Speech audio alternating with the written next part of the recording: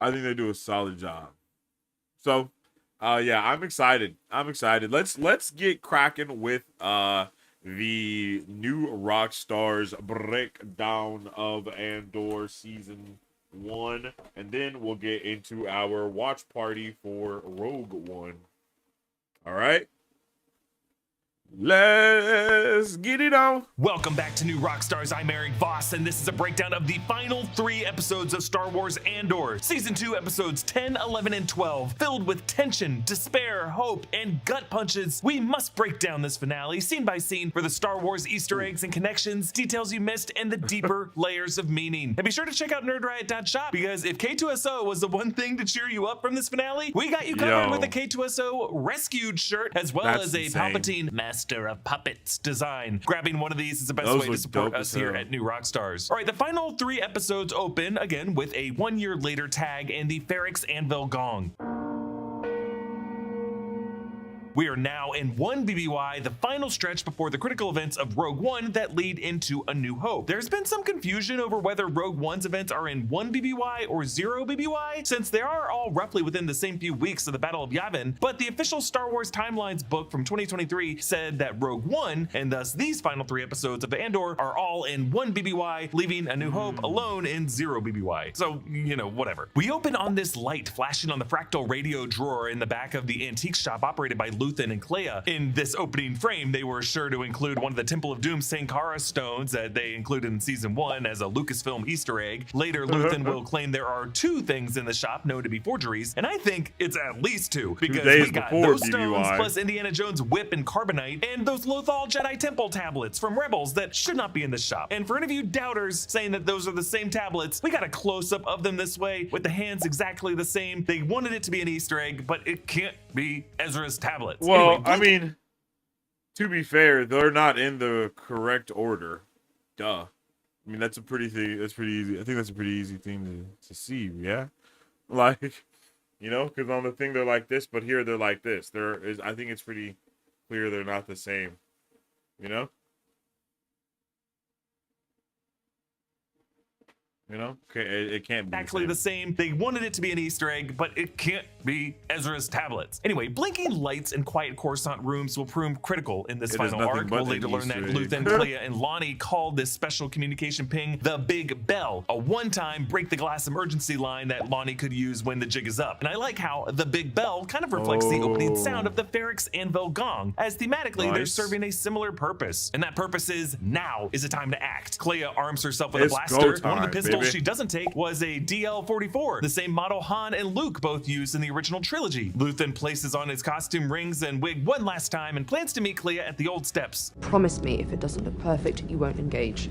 I think we used up all the perfect. I love this line because it's Luthen's way of saying that they only got so many lucky breaks, but also that his life with his daughter figure Clea up until this point has been the closest thing to perfect he can imagine. The way Clea looks back at him on this line, she's never looked more like just a little girl looking up at a dad. They meet, and Lonnie mourns Luthen that Dedra Miro has put together a tactical team for a Coruscant operation, something that she probably would only do if she found access. Lonnie says he's been burned, that they're onto him after he used Dedra's code cert to read her private files, meaning Lonnie went beyond what Luthen ever told him to do. Like, Lonnie worried that Luthen would tell him to do it if he told him that he had this access, but he never did tell Luthen that. Lonnie acted on his own. Had Lonnie not done this, they would have never gotten this critical contextual information that they needed for their operation in Rogue One. So Luthen's big speech to Lonnie back in season 1 about how he burned his life must have stirred something in this guy, because now he has burned his own life. Lonnie doesn't expect to make it out alive himself. He just wants to secure the safety of his wife and daughter. Lonnie spills the beans that the Emperor's energy program is a lie. Gorman was a front to strip mine the planet for the calcite mineral that they're going to use to put reactor lenses, and that the Jedha occupation isn't about looking for partisans, but rather to get the Kyber crystals. In Rogue One, we'll see how Saw Gerrera's group, the Partisans, fight Imperial forces on Jedha, a planet with an ancient connection to the Jedi Order that, like the planet Ilum, has natural Kyber crystals that, in addition to powering lightsabers, power the Death Star super laser. Scarif is where the Death Star is currently being completed, so this tells us that the rebels knew something was happening on Scarif, but we know that Scarif also also came up in ISB briefings in season 1 where Lonnie Young attended. And we later find out that Legrette's brother is stationed on Scarif, and they kind of found out about it that way. But before Lonnie goes further, he demands to know where his family will go, and Luthen thinks for a moment before saying Yavin, which Lonnie doesn't even know is a planet. So from this line, we can assume that Luthen isn't gonna let this guy walk away. Lonnie Young is revealed to be dead as the dude walking his Tuca has it run over to Lonnie's corpse and meow and sniff. Tucas are the feline creatures of Star Wars, one of their variants being the Lothcats of Lothal. And if you look closely, this Tuca's collar reads Pix, P-I-X, named after a recently deceased dog of one of the VFX artists. After everything Lonnie Young did, it's sad to see him in this way, knowing his wife and kid are somewhere waiting for him. He won't be the only link in this chain whose woman and child are left looking at a sunrise that he will never see. Clea quickly repeats back the important names and details. Gorman,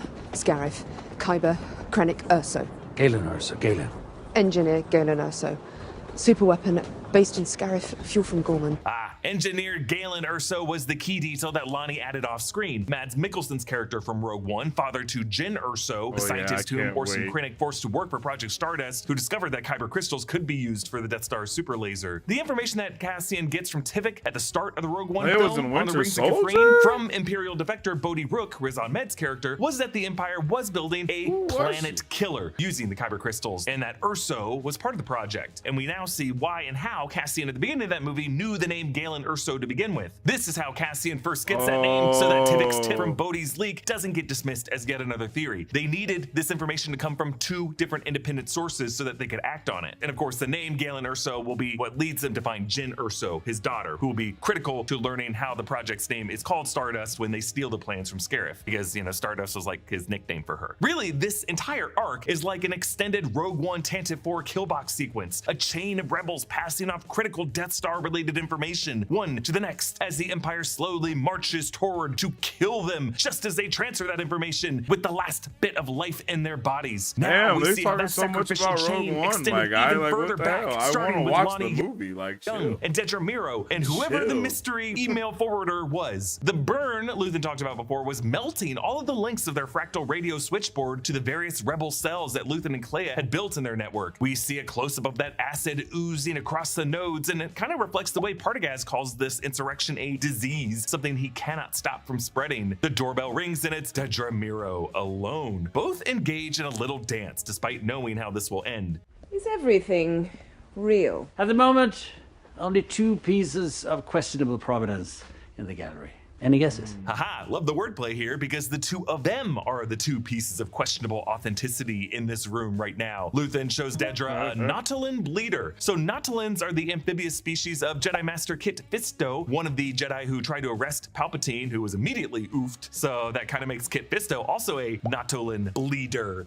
So this ceremonial dagger plus the Keldor mask that was moved to the back this episode since Clea passed it earlier. If that mask was Plo Koon's mask, that would make 2 possible belongings of Jedi Masters who were killed during Revenge of the Sith. Dedra takes out her stunning item, the weathered Imperial Starpath unit. This is a navigation tool that Cassian stole from Steerguard before the events of the series that he tried to sell to Luthen Rael, but when Cyril's group tried to arrest Cassian, that unit was left at the scene and recovered by the Empire, which caught Dedra Miro's attention. So she's always held on to this as like kind of a relic, waiting for this day to happen. And just by showing Luthen this, she proves that she knows he was the other man on barracks that day, the Axis she's been looking for, been dreaming of. So how did Dedra find Luthen? Well, in the next episode, episode 11, she tells Krennic that a partisan spy was outed on Jedha, who confessed under torture that he was recruited by a man with a Bondor Hallcraft full of antiquities, which she found in the intel that was accidentally forwarded to her. That info led her to Luthen. But the series does leave the question, who forwarded this file to Dedra Miro? Was it someone who did it on purpose? Some other mystery figure in the Imperial ranks who wanted someone else to get this information? Or is it the case, and I hope this is the case, that the Empire truly was brought down by a mistakenly forwarded email? Wouldn't that be just perfect? Now Luthen and Dedra drop the facade. Dedra says he disgusts her, and he says it's because he wants freedom, and she says he just wants chaos. But he says the rebellion is everywhere now. There's a whole galaxy out there waiting to disgust you. Dedra sees the smoking fractal radio, and Luthen cuts himself. Turn around. or be stunned. Remember, Dedra earlier worried that her item wouldn't be stunning enough, and now it's Luthen's final stroke that leaves her stunned. And I love this because it also proves that since this Nautilin bleeder supposedly was used for ceremonial sacrifices, it is now clearly sharp enough, meaning that it was a real authentic piece. Also, yeah, had Dedra just raided the shop with her tactical team, she probably would have salvaged more of the switchboard and captured Luthen alive, but because she had to gloat with her big routine, her big win was foiled. And the moment she realizes what Luthen has done, she realizes she is so now there's no big prize to justify her overstepping. The Imperial CSI team sweeps the crime scene, and we see how they're scanning that Lothal tablet, same as we, the viewers, do when we're trying to determine if this actually was Ezra Bridger's tablet from Rebels. Clea remembers the day she met Luthen during some past conflict. Now, it doesn't specify when or where this is, but assuming the Empire is only 18 years old since the Purge started on 19 BBY, I'm thinking this would have been a Clone Wars conflict, unless, like with Dedra's Imperial kindergarten line, Tony Gilroy might have just forgotten that the Empire started in 19 BBY and forgotten that we've only been about 14 or 18 years after that, and Dedra and Clea seem to be in their 30s. Now, according to the show's production, the uniforms are meant to be Mud Trooper uniforms, Imperial Mud Trooper uniforms. The Imperial uniforms worn by Han Solo in Solo: A Star Wars Story, a movie that was set in 10 BBY, 5 years before Andor started and 9 years before the present day of Andor. And I just think everyone working on this show, really everyone at Lucasfilm, is kind of pretending like the Imperial era lasted like 50 years,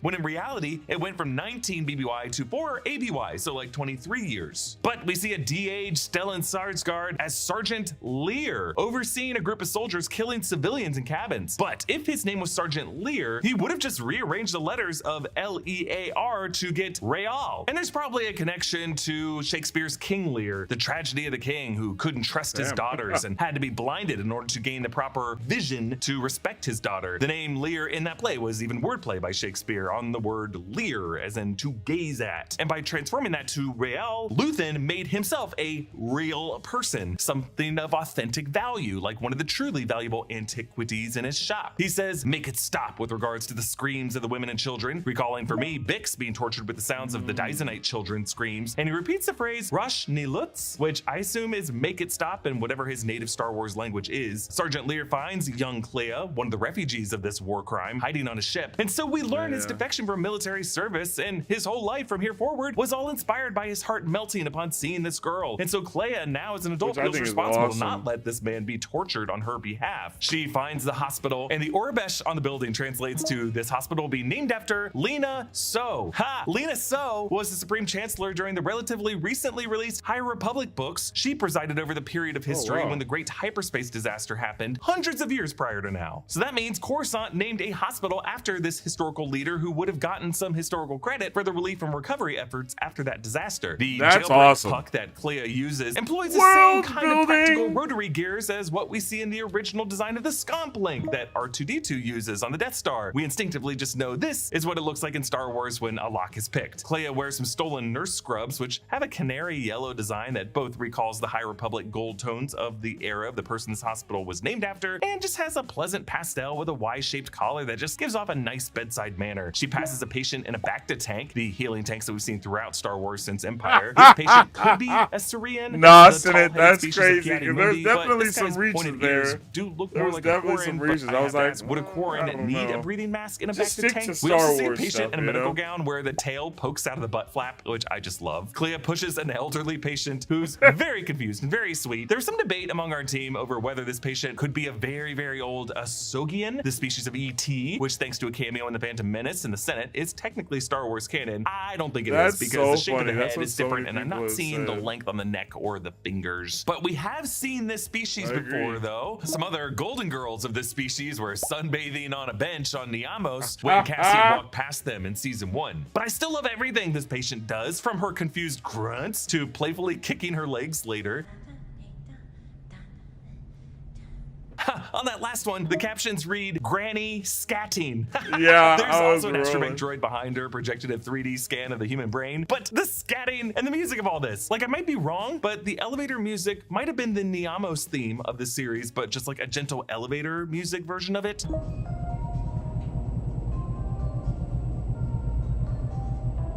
Noah also pointed out that the scatting kind of sounds like the Cantina song. Is she going like? It's also kind of like the Star Wars Episode 1 racer game menu where you can hear Watto scatting the Cantina song. If you know, you know. Clea flashes back to another memory of the first year that she and Luthen were moving as nomads and beginning to build this collection of antiquities by trading up stuff that they probably stole. They already have this routine where Clea plays the bad cop with the pawnbroker, refusing to even take a higher offer for a smile, and mentioning a thief back by the gate who gave a higher offer. I assume Zuli, or rather Suli, might have been who they swindled this artifact from. And Clea asks, am I your daughter now? What it's used for? I have to think about that. Even now, negotiating with Luthen in this transaction of their relationship. Luthen says that they're now confined to living under aliases. I'll have to think about that. Won't always be up to us. I'm Luthen now, you're Clea. A second flashback shows Luthen and Clea slightly older and less scraggly, now pawning what Luthen calls a Deveronian victory necklace. Deveronians are the devil-looking species that first appeared in the 1977 film in the Cantina. We're now in the Imperial era for sure, as we learn a trooper was killed by a sniper, and they keep finding people who did it. Oh man, Clea sees among the innocent citizens a child, and all of them are executed in a stormtrooper firing squad. This Hilltown marketplace was shot at, I might be mispronouncing this, Jativa Castle, a medieval stronghold located 1 hour south of Valencia, Spain. This place looks awesome. I want to visit. Luthen explains to Clea that by walking away, they are winning the long game, but it requires them to lose and lose and lose until they're ready. All you know now is how much you hate. You bank that, you hide that, you keep it alive until you know what to do with it. And I love how this scene ends with Luthen saying, when I tell you to move, move. And Clea, obediently, Simon says this, freezing until Luthen barks, move! Now, back in the present for a moment, it looks like Clea is gonna detonate a bomb on the entire hospital floor like Walter freaking White, but we flash back to another memory, the bougiest outing yet for these two, showing how they really have traded up to the 1%. This planet is Naboo. They shot this scene at the same Hever Castle in the district of Kent, England, where in 1997, George Lucas shot a scene for The Phantom Menace that would ultimately be removed from the theatrical cut, where Qui-Gon, Obi-Wan, and Jar Jar enter the Theed Royal Palace grounds after escaping the waterfall. Pretty ballsy for Luthen to make this kind of terroristic move on Palpatine's home world, but maybe that was the point. Clea has ice cream with berries and blue purulines. Like many pastries and desserts we've seen in Star Wars. See, like now that's a Grogu good eats, find. That's what I'm because talking the about. butter Stick to used that to make Star them is Wars, churned baby. from blue That's the milk. Remember, we saw crazy. Clea eating blue butter or blue cream cheese on her toast in a past episode. Luthen demonstrates the cost and the weight of being an actual terrorist, counting the Imperials on the bridge and taking in the peace and the calm of the people around her that they're about to disrupt, including a little boy talking to his parents. She always notices the kids because she's a kid. Luthen explains how most people ignore the realities of fascism all around them, but Clea must feel the weight of the choice and know that it's a choice. Luthen didn't tell her whether today's test was real or not because he's afraid of burning her humanity out of her. So at the last second, he hits the button. Look at me.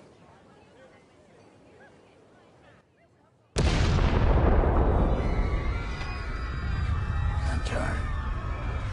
A little practical tip. A normal person would not be looking at the troopers before the bomb went off. They would turn to look at them after the explosion. Where you are looking is how you identify yourself. Clea applies that with the hospital security cameras later, looking not at the camera, but just naturally away. That makes her harder to identify. It's like she's turning away. So Clea detonates the Imperial transports, creating a diversion, and we follow her in a single shot as she uses her pistol to blast a stormtrooper and then the final guard. And Clea finds Luthen on a respirator and detaches it. The tube gives off a little steam, reminding me of the Rito fumes that Saw Gerrera likened with the soul of his sister Steela. We're seeing the kind of combustible fumes of Luthen's rebel soul leaving his body and spreading everywhere. This episode opened with a blinking light on a console, and that's how we end this episode, with the third of 3 lights on Luthen's gurney blinking to indicate a flat line. We often like to think of the giants of our world going out in a blaze of glory, living up to Dylan Thomas's poem, to rage against the dying of the light. But the truth is, that's not how it ends for most of us. For most of us, it ends in a quiet hospital room just like this, with the soft beeping of instruments as the shell of a loved one we hardly recognize gives one final breath and fades away. On to episode 11. We open That was on the hauntingly Stormtrooper Clea shot beautiful. on the 19th floor, as Hirt tells Joy Dani that these were the people Dedra Miro put in charge. Hirt assumes that there must have been 3 operatives, showing how he completely underestimates a single lifelong rebel's skill set. Dedra Miro is in ISB custody. Krennic switches off the recording feed because he's about to talk to Dedra about stuff he does not want on the record anywhere. Krennic asks Dedra what single thing could bring him to this godforsaken basement. Say it. Say the word. Death Star. Dedra knows it not just by the project's internal codename of Stardust, but how they plan to market this battle station to scare the planets. Death Star. Dedra mentions Legret's brother stationed on Scarif who made comments, and that's probably where she heard that part of it. But Krennic questions Dedra about Lonnie Young. When did you give him your code cert? Excuse me? Young. My clearances, never. The way Denise Goff says Young is just so catty, and I love it. While Dedra is right to be defensive about any collusion with Young, Krennic catches her on how the name Galen Erso was in her files to begin with. And here's where she messed up. She was forwarded intel by mistake, and she never reported it because she wanted to snoop through it herself to bypass Imperial compartmentalization in order to find access. So that means Dedra had Gorman mining schedules, orbital progress assessments, presumably the Death Star's orbital super laser, Eadu research journals, just another reference to the Eadu lab where Galen Erso works, and 2 years of Jedi work group printouts. This was the torture report of the Jedi person embedded as the Moff valet whose confession Dedra used to find Luthen. Krennic says, Supervisor Young spent 3 hours last night logged into your account. And the way he jabs his finger down on her head feels like a pantomime of how he wants to use the Death Star on planets. Krennic rages at Dedra that she confronted Luthen alone, rightfully shaming her for letting her ego get the best of her. And Krennic grabs Dedra's head and kind of chokes her, a similar gesture that Cyril used on her on Gorman. And by the end of Rogue One, we're gonna see this dude get force choked. So it's just kind of like everyone in the Empire is doing this to each other, and it's kind of like,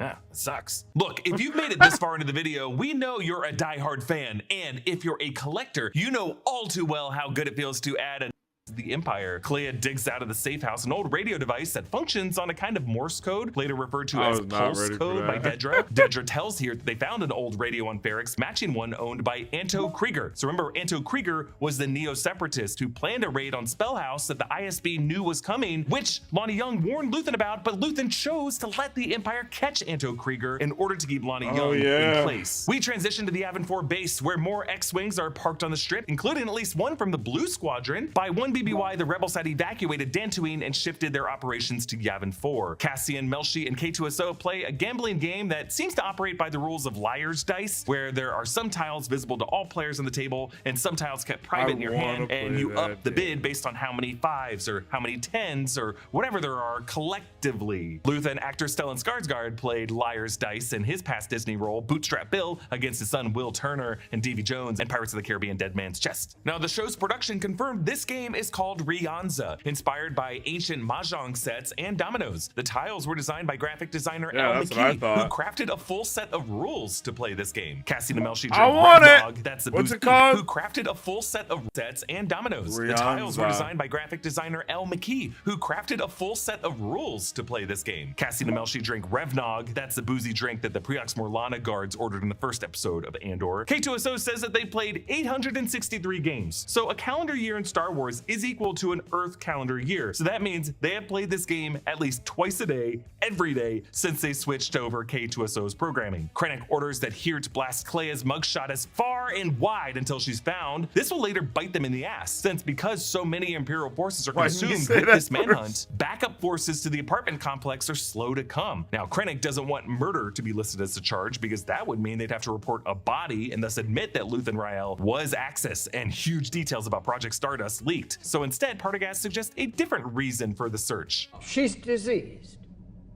She escaped the hospital with an infectious condition that threatens everyone with whom she may come in contact. I love this. It recalls Partagaz's big speech back in season 1. We are healthcare providers. We treat sickness. We identify symptoms. The longer we wait to identify a disorder, the harder it is to treat the disease. So in Partagaz's worldview, the rebellion is a kind of infectious disease that must be eradicated. Yes, this is a practical explanation that wouldn't publicly martyr Clea to any rebel sympathizers who might be out there helping her escape, and it would encourage people to keep away and be like, ugh, leper, gross. But yes, it shows how Partagaz has a sincere disgust with the spread of rebel ideology. Clea's pulse code comes through again, and Cassian and Melshi rush off to their U-wing, filing no flight plan so that no one will know where they are going, because they can't trust Draven and the rebel leadership, because the rebel leaders would probably let all of them burn if it meant keeping anyone from tracking them back to Yavin 4. K2SO says, I've been counting the orders we've disobeyed so far. Would you like to know how many? No. 17. It kind of feels like a version of Never Tell Me the Odds. Draven grills Willman in the Masasi Temple Strategy Center. We saw the set back in the 1977 film where General Dodonna and Leia and 3PO monitored the Battle of Yavin, and they rebuilt that set for Rogue One and brought it back here. The ISB tech is impressed with how Luthen and Clea's fractal radio spliced into an Imperial broadcast tower to avoid suspicion of energy charges and frequencies going in and out of this antique shop. And I love this because, as Luthen said in season 1, I'm condemned to use the tools of my enemies to defeat them. Melshi marvels at the sight of Coruscant's planet-wide cityscape, and K2SO brags that he was in a parade on Coruscant with 200 KX units. The Emperor was there. Sorry, I missed that. Yeah, I'm sure Cassian would have loved to have been within a sniper range of the Emperor, but also Cassian does not know that the Emperor is also a Sith Lord, and Cassian barely believes the Force is even a real thing. Oh, now, yo, since the transmitter I'm telling you, I literally always forget the perspective of just normal people in Star Wars, yo. Like, legit, I always forget, because what in the world? Like, when you really think about it, of course no one else knew that the Emperor was a Sith. You know, no one knew that. Everyone just knew Darth Vader was out here, for at least for the most part, right? Like, yo, that's insane. Wow. Everybody probably was just like, yo, the Emperor has this crazy guard dog, yo, and he's a freaking Sith Lord. Damn.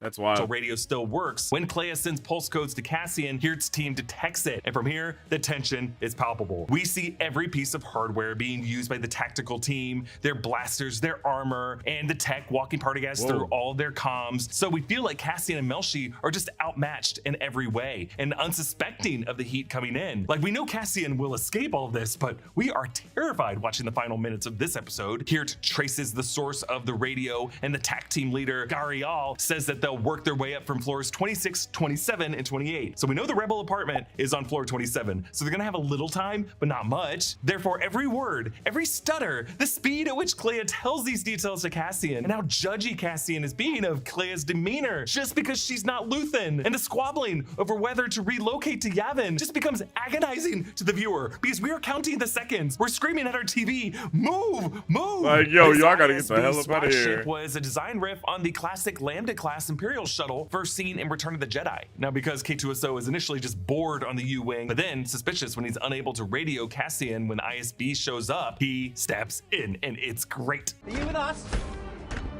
No. And he doesn't say anything. But it only gives us so much hope as we end this backhands the episode shit out on the of him. cliffhanger of the TAC team moving down the corridor back to the elevator. And finally, to episode 12, Clea says, Yavin. After all of this, what a bitter ending. In Clea's Do you eyes, like Yavin AI is only the rebel movies? cell I've that never has seen an doubted AI and scorned movie, Luthen so Rael's intel all these years. But Do you mean Cassian, like a with the movie fated made path with hinted to AI him or by a the Force movie Healer, about knows AI? deep down that what they are doing on Yavin will lead to some future, even if it's a future not all of them will get to be part of. I mean, aren't all futures a future that we don't get to be part of? Unless some of you watching are like angels. Gariel hears Melshi walking out, and notice how he and his men point their guns down so Melshi wouldn't see their lights on the wall at first. I like that it is Melshi leading the three and being the one to be spotted, because Clea is the one face these three ISB wouldn't immediately recognize, so they corner them inside of the apartment. But Cassian says to leave the door open just because he might have the chance to get the drop on them as they round the corner. K2SO takes out the two ISB guys in front of the building, which gives us a little win because our hopes are about to be dashed. Gariel tosses in a stun grenade, which we see as a blinding flash of white that leaves Cassian afterwards in a blinding white haze. And it had but like since a Melshi pulse was to behind it. the others, the stun wears off faster for him, and he can start blasting through the doorway as the ISB enter. K2SO gets to floor 27 and grabs Hirt by the neck, leading to one of the most devastating deaths I've seen in Star Wars, as That K2SO shit was puppets awesome. Hirt as a human shield to take Gariel's blaster fire. Even though K2SO's metal shell is durable enough to resist most blaster fire, it's just a humiliation, really. What Darth Vader does to the Tainted 4 crew at the end of Rogue One, K2SO does to this ISB TAC team. Cassian, I've cleared a path. So they get out of there just as Partagaz like, is you're not back gonna up say thank arrives. you? Like That Dedra shit was in her hella funny. need to be right, Partagaz's obsession with trying to eradicate the rebel disease digs his own grave. Saw Gerrera holocalls with Mon Mothma and Bail Organa. He's now in his fully armored look as we saw him on Jedha in Rogue One, and his projection is misaligned so that his eye line is over their heads. But they don't have time for such trivial details. Mon is also now in her robes and simpler haircut that she had in Rogue One, and of course when we later saw her in Return of the Jedi, because she now of course no longer has access to her Chandrillan design team. I'm so excited to watch Now we this did see movie. Mon Mothma and Saw Gerrera tear into each other in a similar call on Yavin 4 in the Rebels Season 4 premiere, but that would have been before this moment when Mon and Erskine first arrived to the base. Mon blames Saw for picking off Imperial transports on Jedha, considering him a terrorist problematic to the rebel cause. They actually speak of him this way in Rogue One. Yes, but Saw Gerrera is an extremist. He's been fighting on his own since he broke with the rebellion. His militancy has caused the Alliance a great many problems. Saw blames Mon for sending him meddling squealers, suggesting that the partisan who embedded himself as the valet to that Moff who was captured, who squealed the details that led Dedra to Luthen, was someone Mon sent Saw Gerrera. And the reason paranoid Saw feels that he can trust his own info is that he uses Borgullet to sap the truth out of people. Draven meets with, Admiral Raddus. Raddus is a Mon Calamari admiral whose flagship leads the fleet in the Battle of Scarif. He says, "You're lucky Merrick's away. He'd go shoot it down himself." General Antok Merrick, played by Ben Daniels in Rogue One, is the Blue Squadron leader who kicks some ass in Battle of Scarif in Rogue One, taking out a TIE Striker in a memorable moment. But alas, Merrick and all of the Blue Squadron are killed in the Battle of Scarif when the Death Star wipes out the base. So instead, two Gold Squadron X-Wings escort Cassian's U-Wing to the base, and Draven leads a attack team to greet them on the strip. We follow Draven and Cassian in a handheld shot into the room with the rebel leadership, including Bail Organa, Mon Mothma, Admiral Raddus, as well as Jonathan Eris, returning from Rogue One as Senator Noor Jebel from the planet Uiter. He serves as a cranky Minister of Finance for the rebellion. Also, Sharon Duncan Brewster returns as Senator Tenra Pamlo, who serves as Minister of Education. She's from the planet Taurus, which is the opening planet in Knights of the Old Republic. Bail says that these senators already knew that Palpatine's energy project was a cover for some weapon, since they had voted to fund it. But as Mon points out that there was no oversight or inspections, they don't know what kind of weapon it was or what the details are. Now they have the context from Cassian via Clea, via Luthen, via Lonnie Young, via whoever accidentally forwarded this email to Dedra Meero. Kyber mining on Jedha, Calkite mining on Gorman, Galen Erso tinkering with all of this on Eadu. But the issue is they don't even believe that Luthen Rael is actually dead, because to them he's always been kind of an untrustworthy ghost. Cassian says that the last time he talked to Luthen was a year ago, which these senators scoff at, but Cassian looks right at Bail Organa when he says this. "When he had me rescue Senator Mothma from the Senate." Duly noted. Cassian is hinting to the fact that Bail Organa's extraction team was and had Luthen and his mole not discovered that, and had Luthen not arranged for an alternative extraction plan, Mon Mothma would be dead and would not have been able to provide the political shielding for these other three senators to get out of the Senate. So we see how this final half hour of Andor is not dedicated to some huge battle, because we're gonna get that in Rogue One, but rather to a heated debate over the life and times of Luthen Rael, whose real name, Lear, they don't even know. Is Bail Organa correct that Luthen burned too much and relied on such doubt, such deception, such paranoia that these rebels in his wake now cannot trust each other? Or did Luthen really spark countless embers filling the night sky, too small for them to see right now, but surely enough, burning and burning until the entire sky will look like the Eye of Aldhani? Cassian, for now, is silenced and grounded, but he does ask, "Requesting permission to visit the infirmary." Permission granted. Mon backs him before anyone else can reply, because she knows this all depends on Clea's health and testimony. Draven tells Cassian that Saw's contact, Tivik, sent 3 urgent messages from Kafrene. So that tells us that Bodhi Rook, the Imperial pilot played by Riz Ahmed, has already defected and told Tivik that the Imperial weapon is, quote, a planet killer. That, plus Tivik confirming the name of Galen Erso, are the crucial pieces of secondary information that the rebellion will need to believe Luthen and Clea's story to be true. Like, if they only had one of these sources, they wouldn't have had enough to go on. In order to verify something is true, it has to come from 2 independent sources. Vel and Cassian toast fallen rebels. Gorn, Nemik, Taramin, Cinta. the Gormans, Ferrex, your mother. Gorn, Nemik, Taraman, and Cinta, along with Cassian and Vel, were part of the Aldhani heist, the first 4 being dead now. Vel leaves out Arvel Skeen, Eben Moss Bachrach's character, because we learned at the end of that arc that he was betraying them. Vel also cites Marva, whose speech and funeral march lives on in the Ferrix Anvil gong every 3 episodes. I would have loved if they had remembered Brasso, whose sacrifice on Mina Rao meant Bix had a safe haven to go back to, but I guess there was no way for Cassian to know in this moment where Bix went, and maybe Vel doesn't bring up Brasso because it would remind Cassian of Mina Rao and think about Bix too much and maybe go back to visit her before embarking on these critical rebel missions, and maybe that's why Vel later tells Cassian, check in with Bix, but like sometime later. Vel also mentions the Donnies, and they clink cups on Aldhani. I've heard people claim they were there when it happened. I'd kill anyone I heard say that.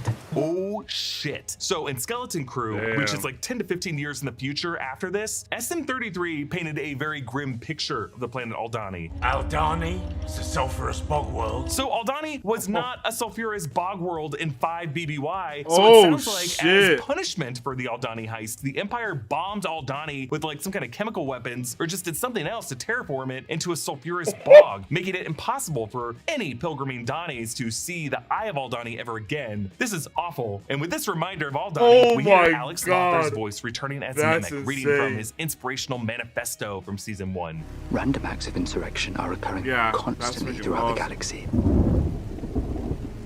There are whole armies, battalions that have no idea that they've already enlisted in the cause. Remember that the frontier of the rebellion is everywhere. And we realize that this is not being listened to by any particular rebel in this moment, but by Major Leo Partagaz, as this particular part combats his rebel disease philosophy with much more eloquent phrasing. The Imperial need for control is so desperate because it is so unnatural. Tyranny requires constant effort. It breaks, it leaks. Authority is brittle. Partagaz feels shaken, seen by this. And on the words, it breaks, it leaks, you can almost see Partagaz breaking and leaking tears. He indicates with regret that this recording is now making its way across airwaves. Just keep spreading, doesn't it?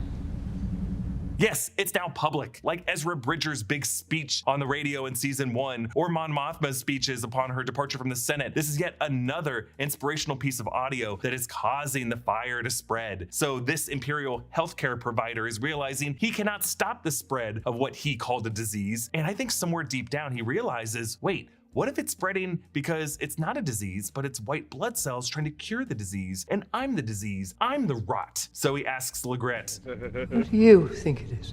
Yeah, it's like he respects the game of his rival philosopher, and he finds it curious that its power is really in the fact that it comes from an anonymous source. Legret gives Partagaz a respectful moment alone, and Legret seems to know what's going to happen based on him waving back the stormtroopers after they hear the shot. Partagaz goes out in a similar fashion as Warden Norton in The Shawshank Redemption, recognizing he's been bested and refusing to become a prisoner in his own cage. Vel sees enough from Clea's despondent state, realizing that she never would have left Coruscant to Yavin unless it was over real intel. And from that, Mon believes it, and she and Draven give Cassian the green light to meet Tivik on Kafrene. So we see how Tony Gilroy structured all of this to be a victory earned by 100 different contributions of ordinary individuals, each committing brave acts, each following their hearts, trusting each other, even leaving their peaceful lives behind. Pretty much every character we've seen on this show fighting the good fight, even that Sinar fleet tech who had a crush on Cassian. She was as important as everyone else. It wasn't luck that tipped things their way. It was a gradual fire that they all fueled in different ways. Cassian dreams about his sister Carrie, the sister from Kinari whom Cassian sought, that really got him into this rebel cause. We get the sense that he never stopped dreaming of her. Ever sleep well? No.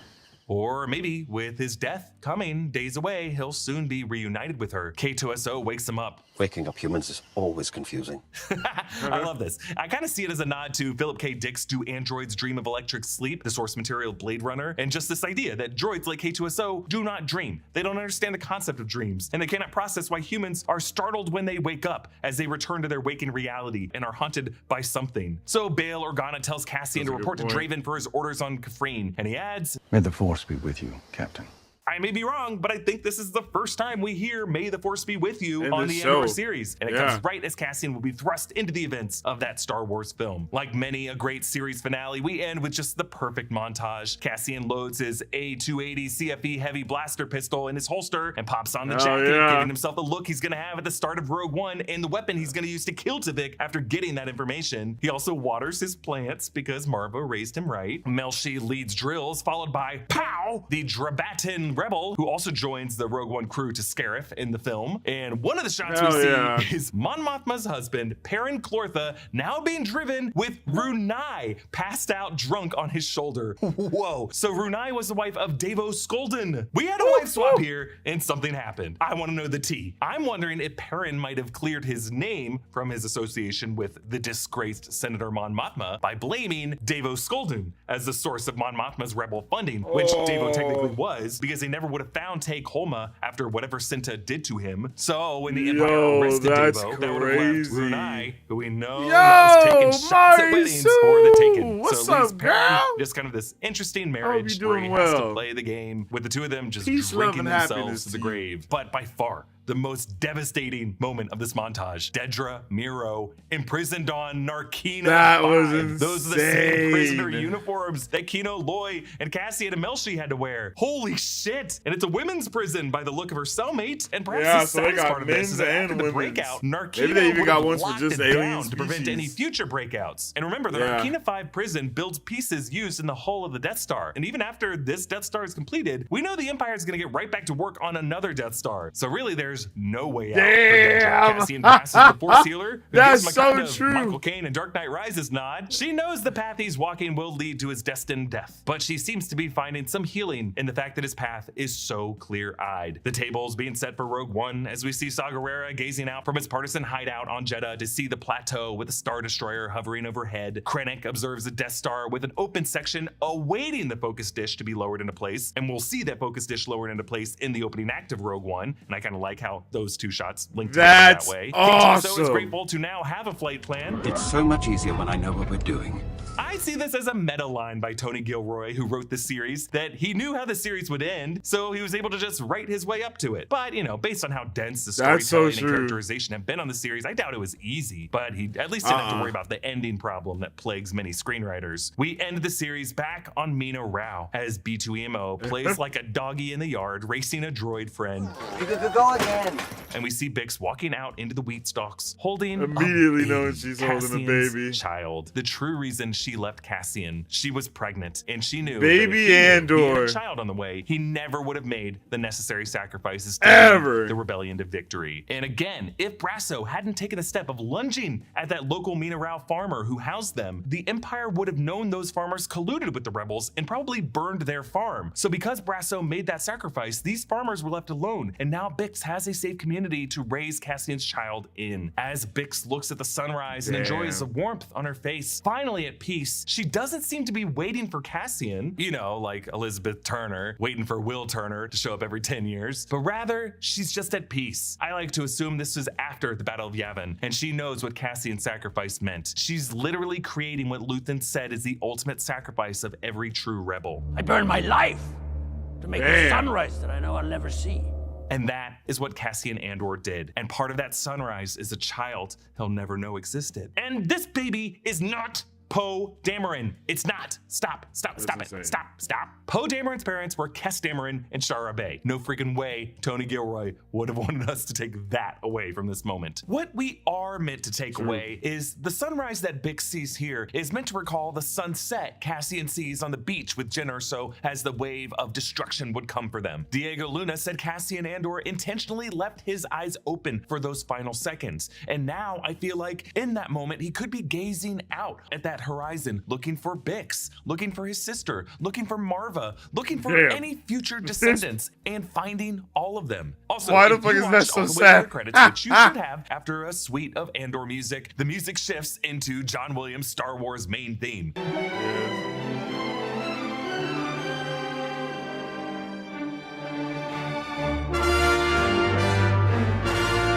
Hell yeah. So I'm devastated they canceled moves us, we Andor. know Just on the since it other was side getting of this interesting. sacrifice Oh no, is it's a not young pilot canceled. from Tatooine joining the Red Squadron on a daring trench They run. ended it. And that completes our coverage of Andor. They ended the show, or they ended it purposefully.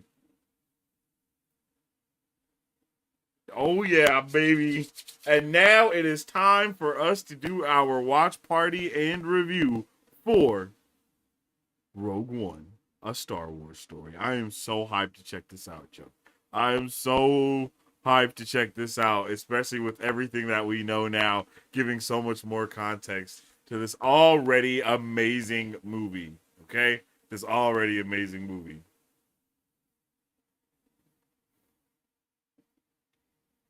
But before we dive into it, I just got one thing to say. I'm gonna go hit the head real quick, and then we will come back and we will get it cracking. All right. So if you ain't got your snacks already, if you ain't got nothing to munch on, it's time for you to go get something to crunch on. All right. And if you ain't got nothing, I got just the thing for you.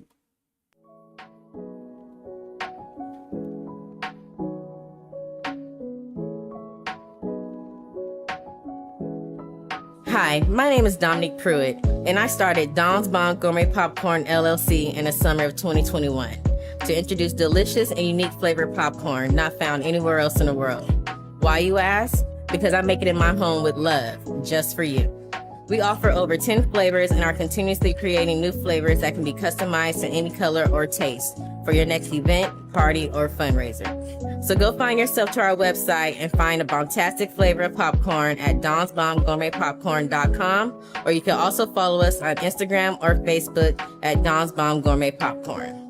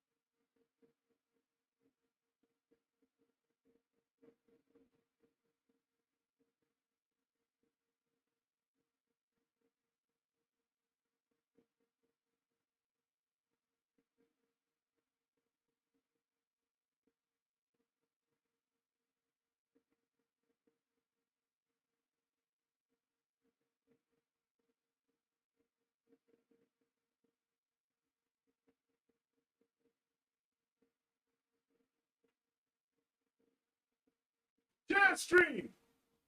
And now it is time to jump in to our Rogue One watch party and review. I am so hyped to get into this, chat. It's about to be a good time indeed. Yo, what's up, buddy? Mike Beasley? How you doing today, G? Critic looks 10 years younger in Rogue One, even though it's only been a couple of days. Must be some crazy Imperial Bacta vitamins. Yo, that's hella funny. I would like to know more about Bacta, because I feel like some people have access to it and some people don't. I feel like it might actually be a crazy hard thing to have access to. And maybe the fact that Boba Fett just had a Bacta tank should be a big deal. You know what I mean? Like, maybe that's not a thing that people just have, like, in their house. You know? Like, think of it of, like, just having, like, even just an IV in your house. Like, that's not something that a normal person has. Interesting to think about. All right. I'm excited to check out Rogue One. I have not watched this movie in years. This came out in 2016. Damn. Whoa. That's insane, chat. That's insane. All right, on 3, we're gonna press play and enjoy this movie together. I am so excited to check it out. I hope you guys are too. Drop all your thoughts, theories, all your opinions about this movie and everything else in between, because we are about to dive right in, and I can't wait. So if you guys make sure you have your Disney Pluses up and all that good stuff, and on 3, we are going to press play and enjoy this movie together. On 3, 1, 2, 3. Let's get it. Let's get it. Oh yeah. Let's turn that on. Let's get these subtitles up here. Okay, subtitles are on as well.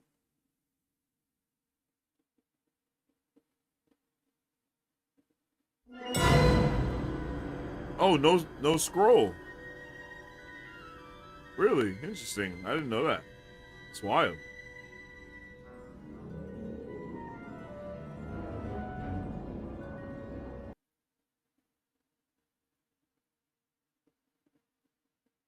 I am so excited to finish Andor's story, bro. Like, after watching that movie, watching this now, it's just, let's get it, man.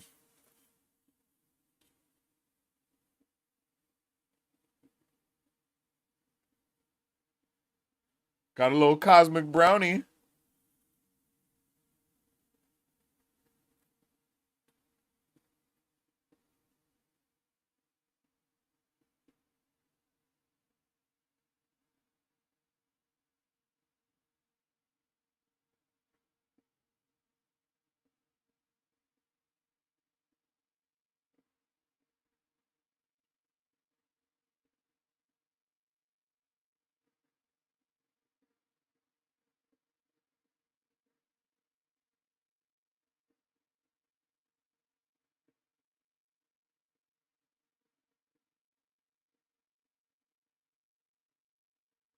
Uh-oh.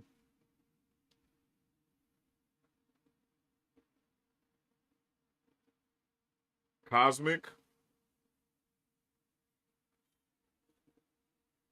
Cosmic brownies.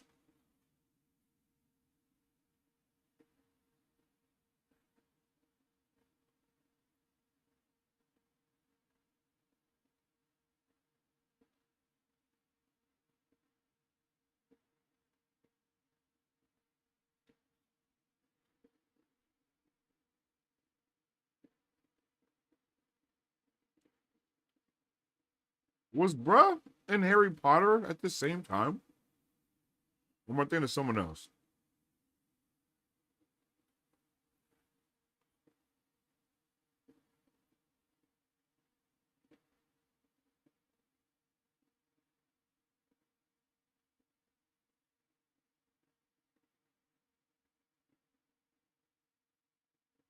Do we have a year for the scene? No, actually, we do not have a year for the scene.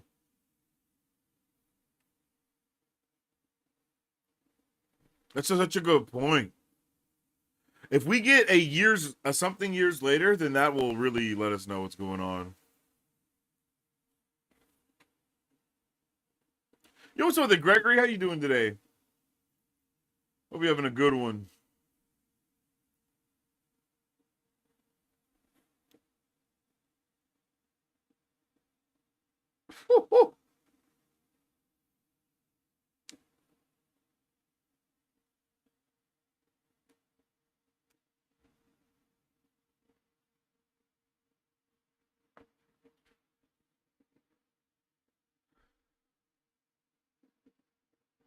I remember in the theater, I was like, damn, that cape is moving.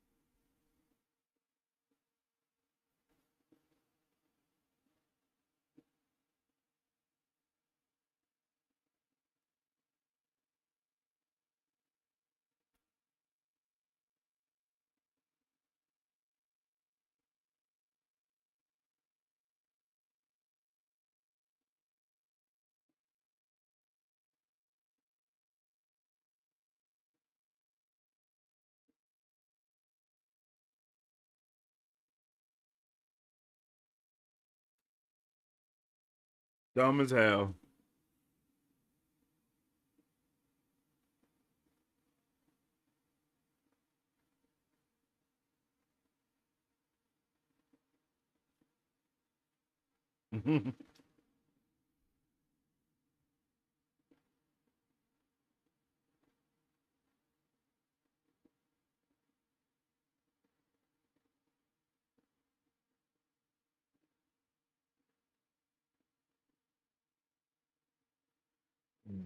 Damn.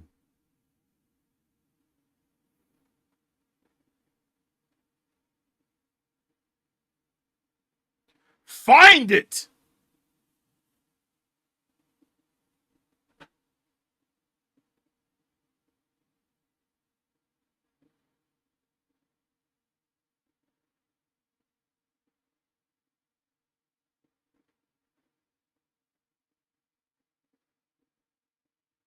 Damn.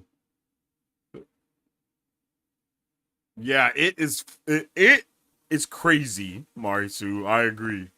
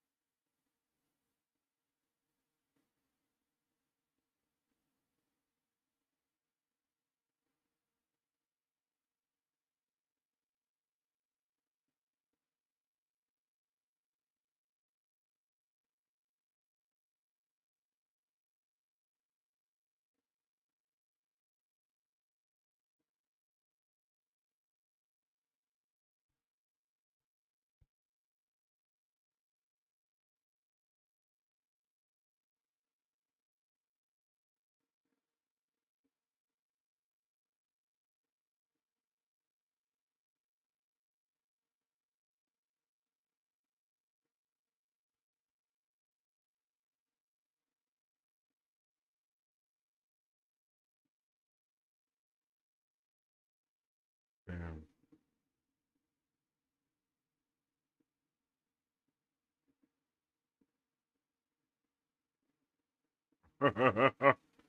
Let's go, bruh. What a way. Let's see. Do we get years later or something? Nope. Nope. No time. We just know she's older.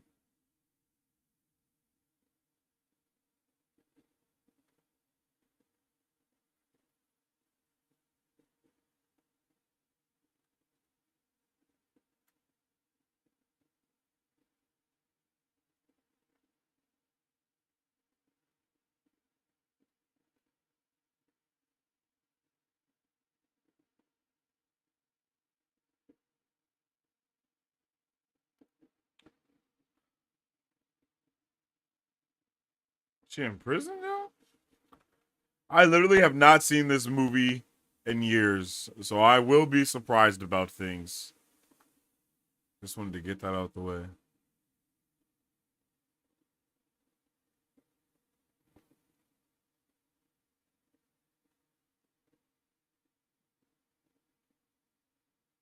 This is like Piccolo and Gohan, my child now. Oh, yeah. Come on, my child, for real. So dope seeing him, like, get ready in Andor and then seeing him here in the same clothes. Like, that is actually pretty cool.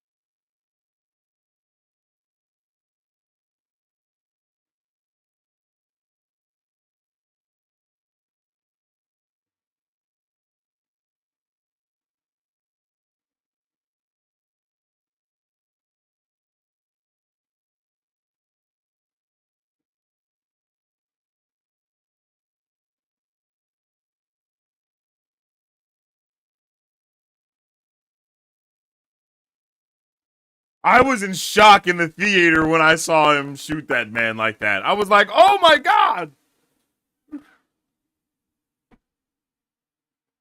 Thank you.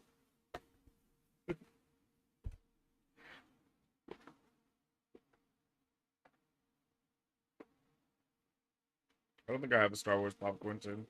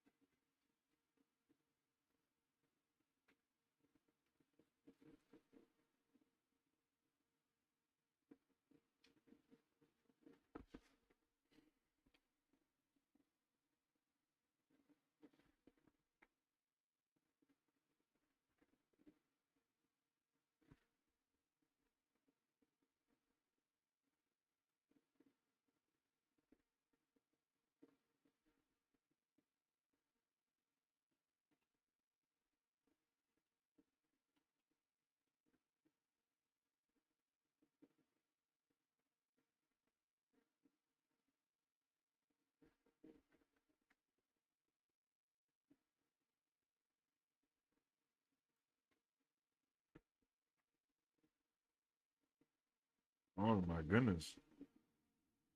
Oh.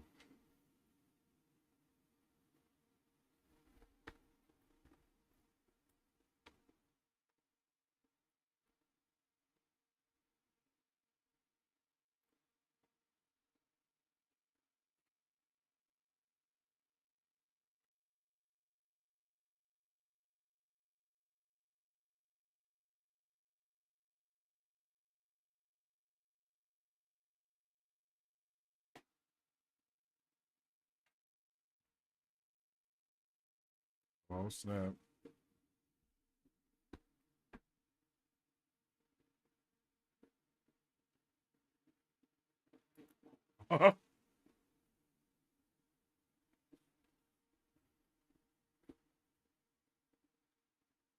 Yeah, for real. I had no idea, Marisu, like for real.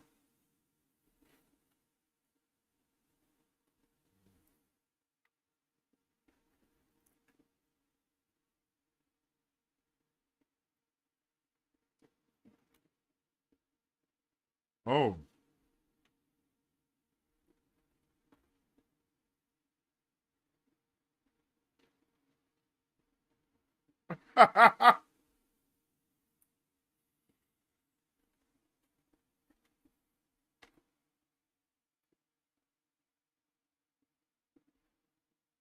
Rebel Alliance headquarters.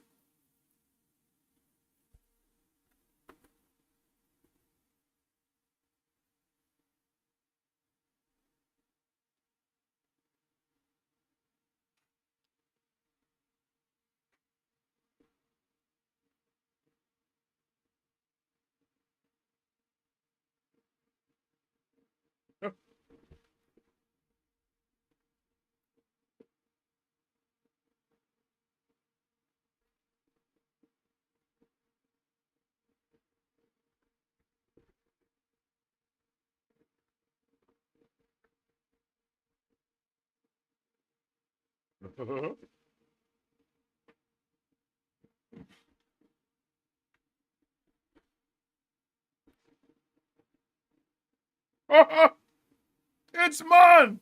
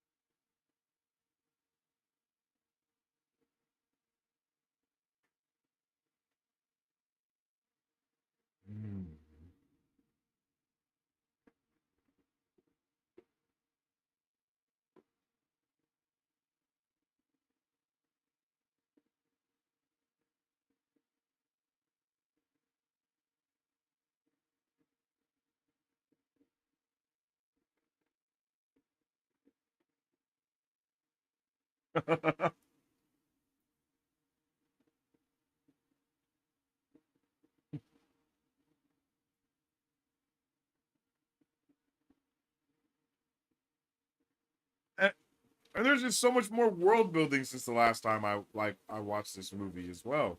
I hadn't watched like Rebels, none of that stuff yet. So this is so dope.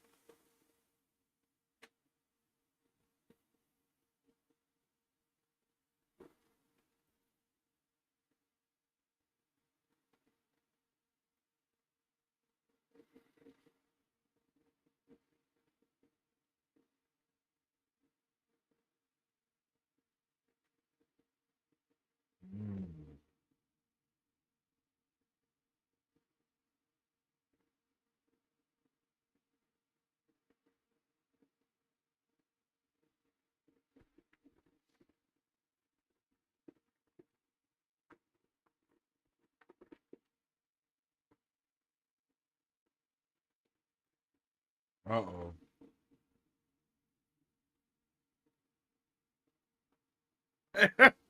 He's wearing the same thing.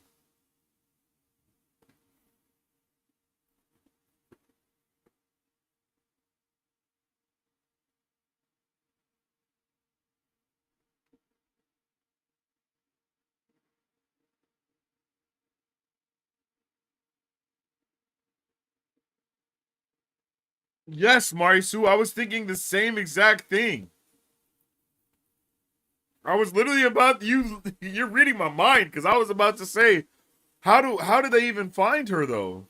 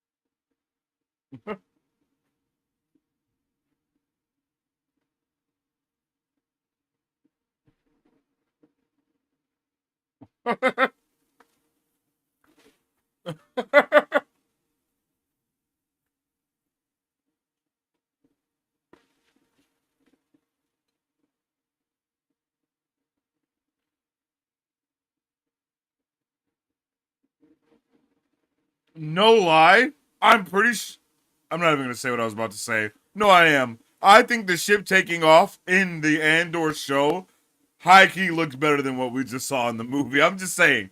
I'm just saying. Like the technological advances that there have been since this movie is pretty insane when you think about how it just looked on the show versus what we just saw.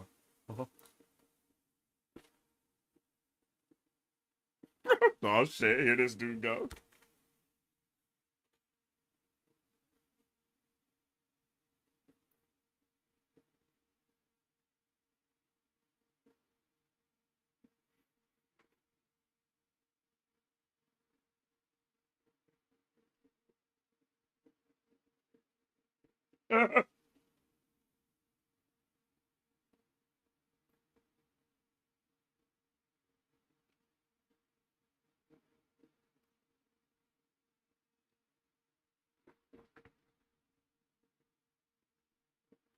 Mm-hmm.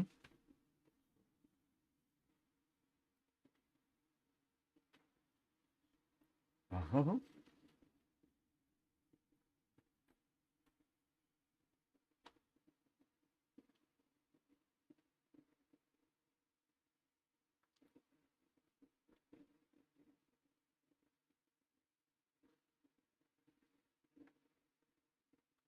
Crazy to know that bro is sitting there blowing rhodium or radium, whatever the hell it's called.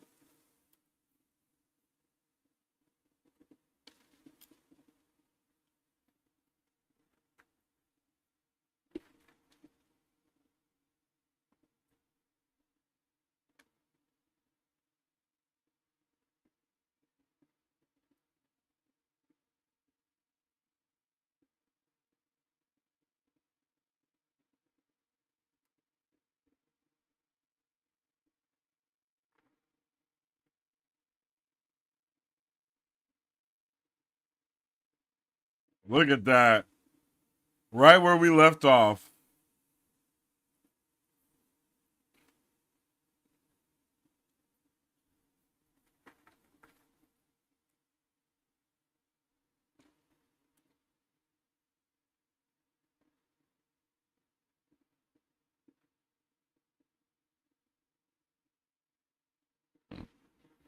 Mm.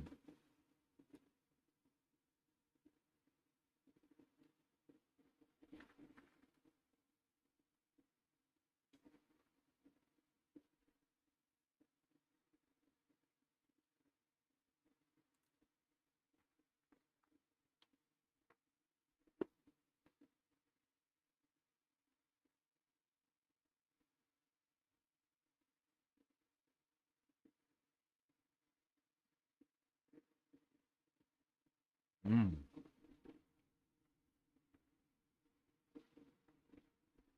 Whoa.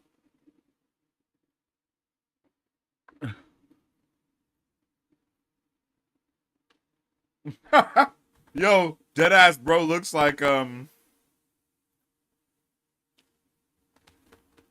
Polar Express.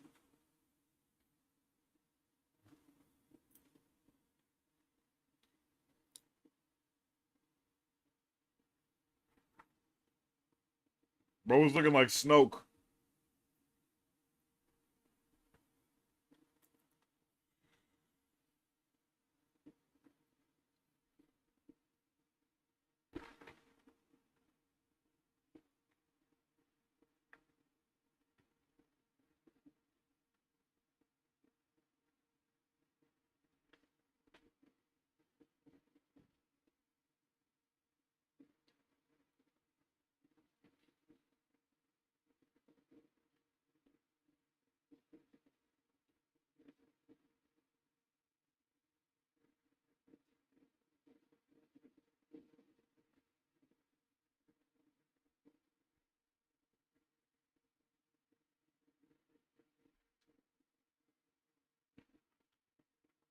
He was best friends with Christopher Lee in real life? Oh shit.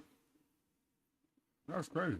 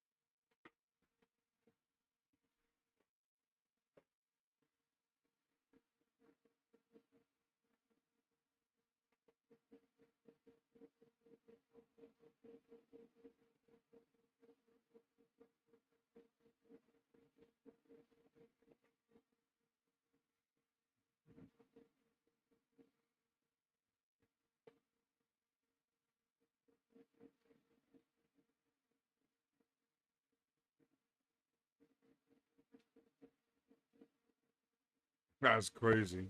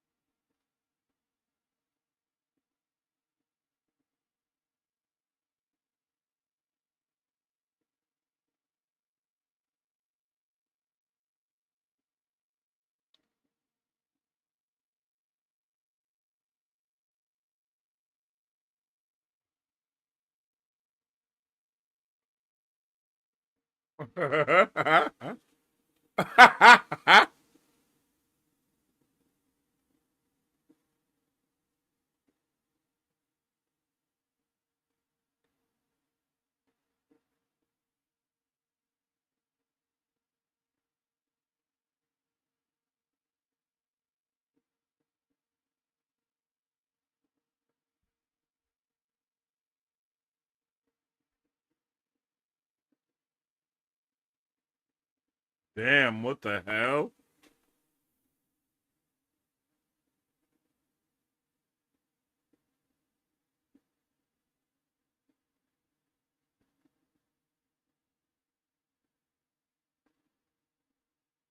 For colors will know the truth.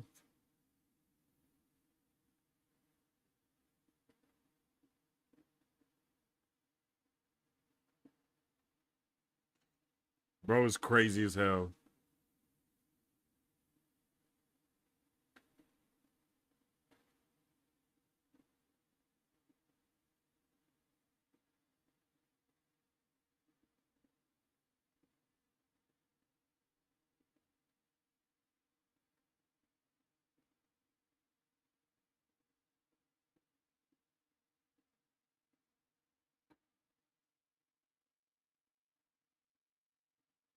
Hey!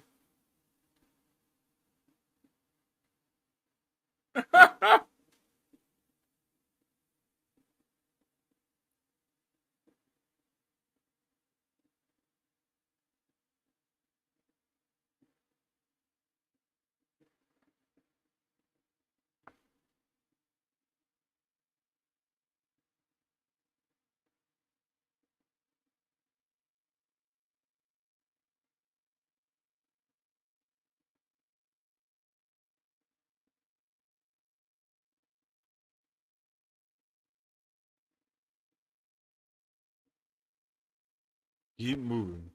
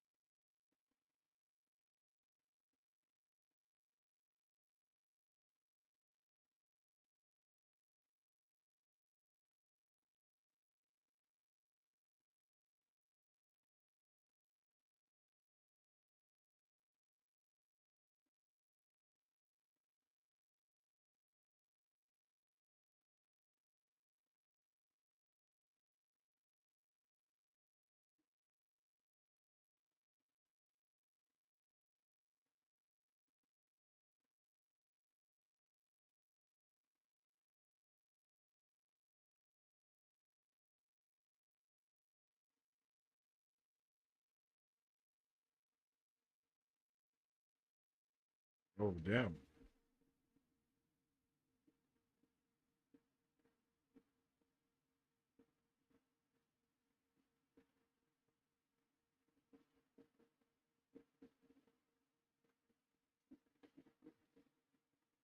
Yo.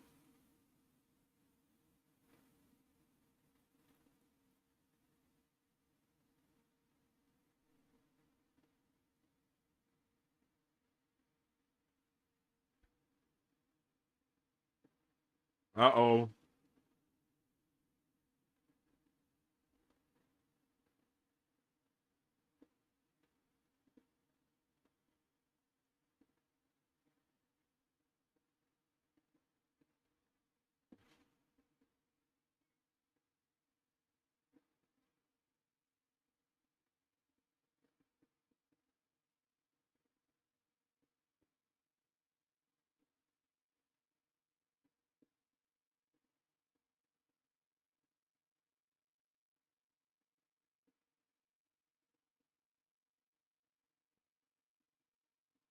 Oh.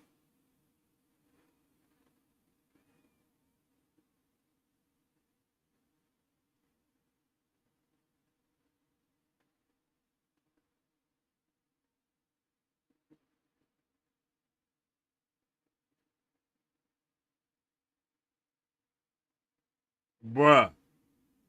They're not playing at all.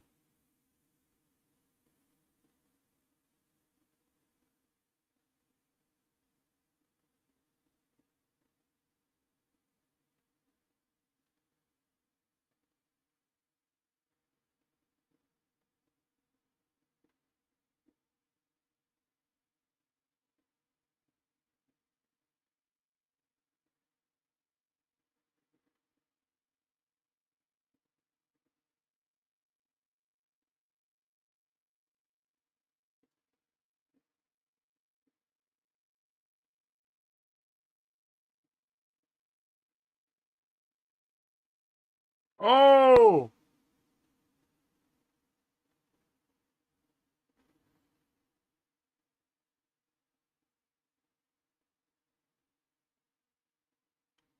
Damn. Oh, triple damn. Quadruple damn.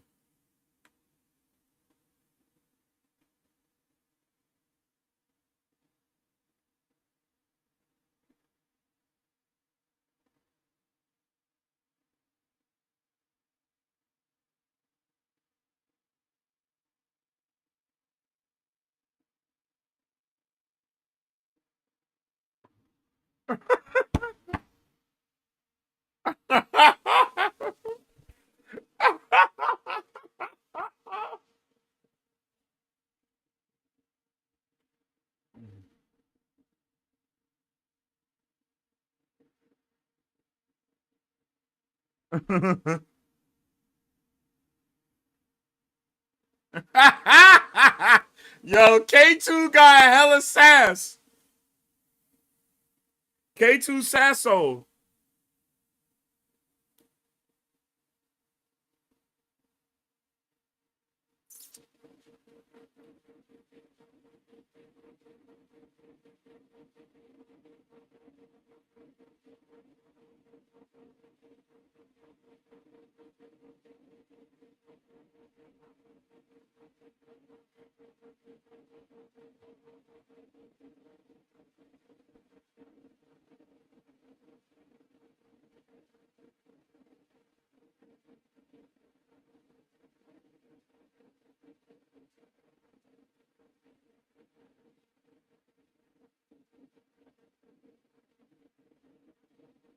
Where the hell did he come from?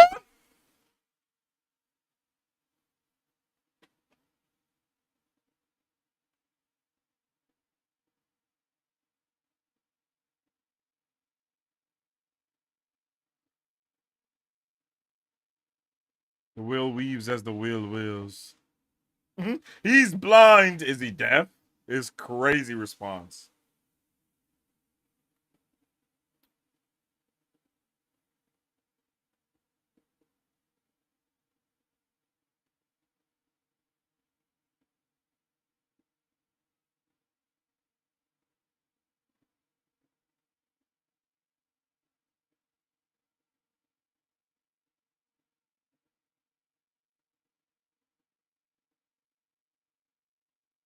Oh.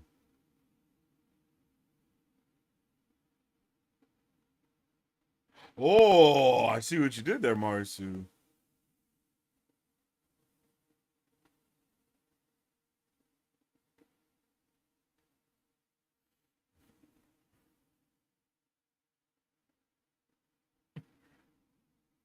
Oh, face shot.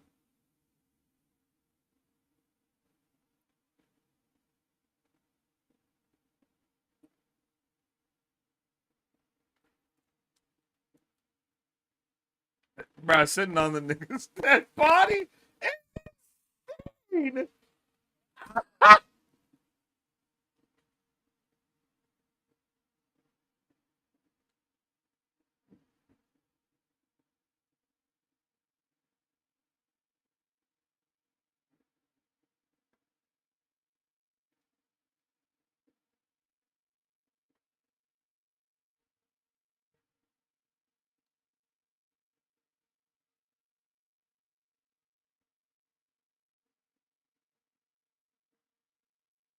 Bro's literally sitting on the corpse of one.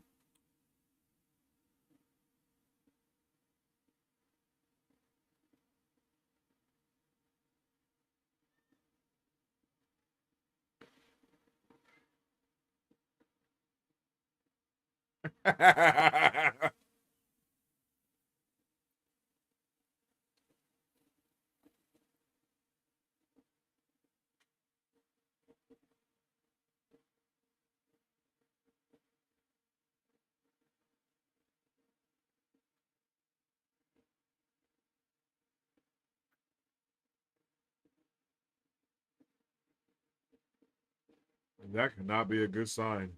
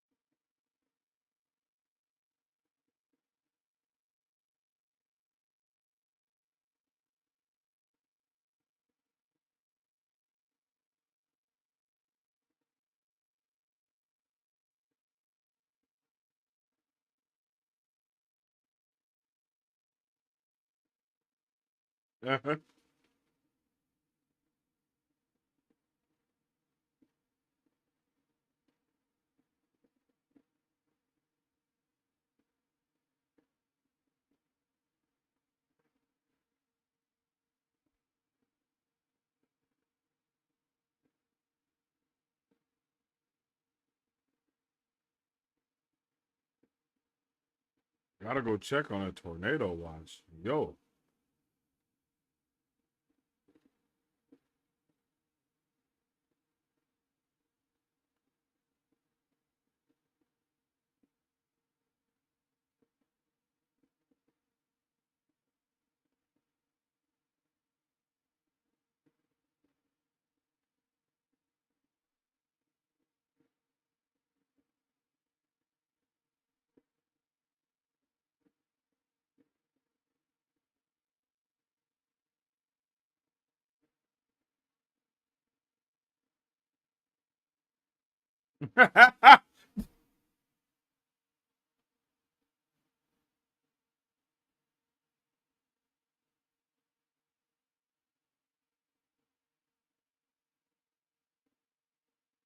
Bro is always acting his ass off. I love Forrest Whitaker, yo.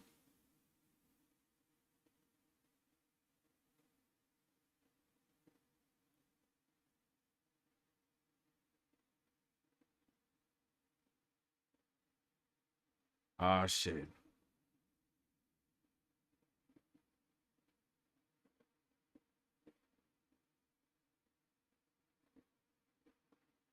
Bro be tweaking. Huh? What? No. I said that like 3 hours ago.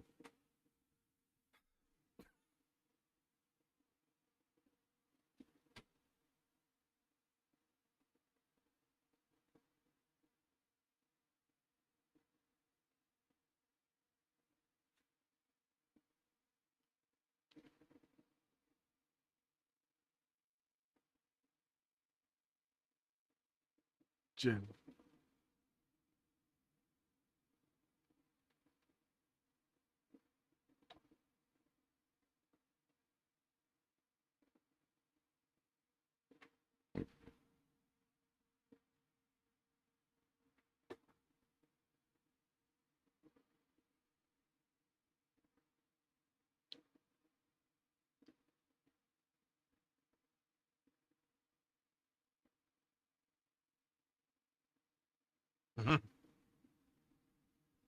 Damn.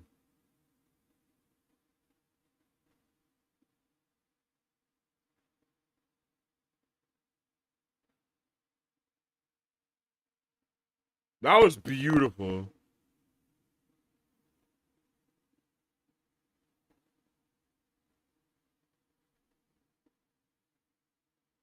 Look at that shit.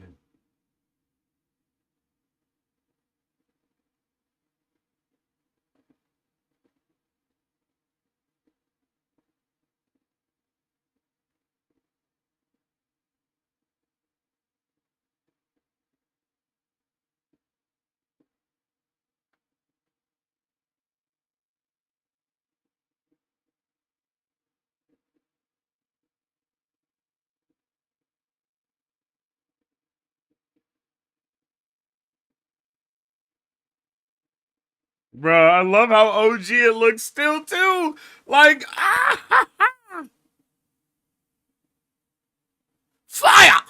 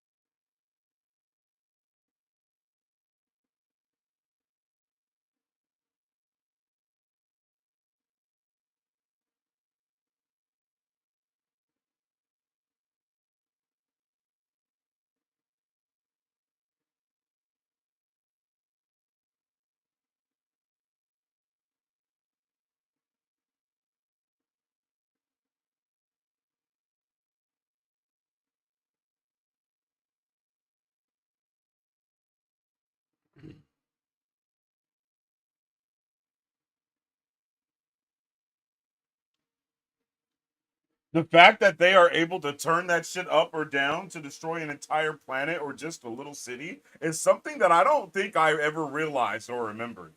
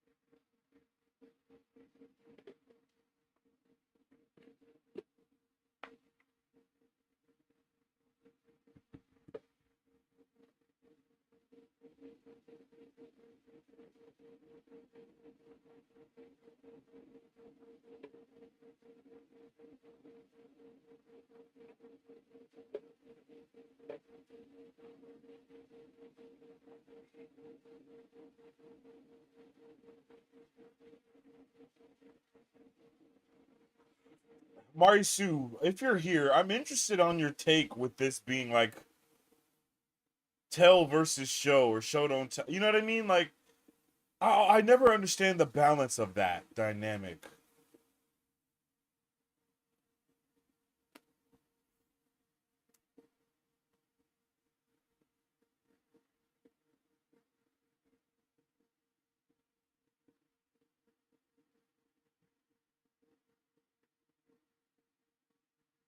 I was just talking to you, Marisu.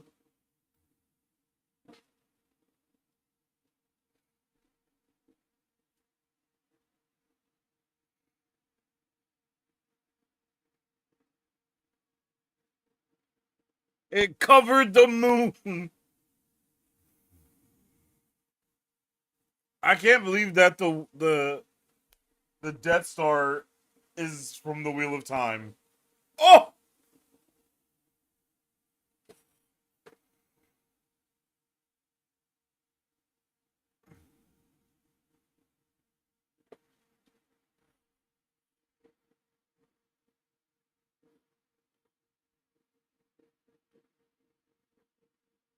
Damn, yo. Look at that. Literally beautiful.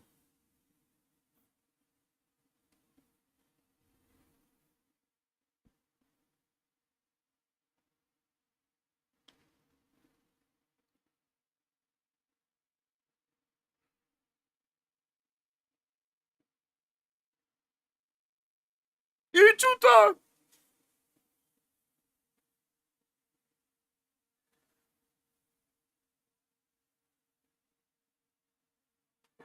Oh,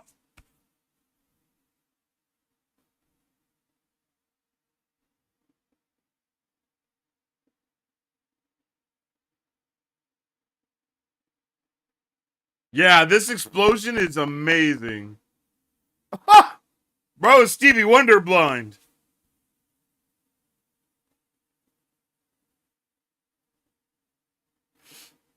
His brother threw that shit at him and he knew he was going to catch it.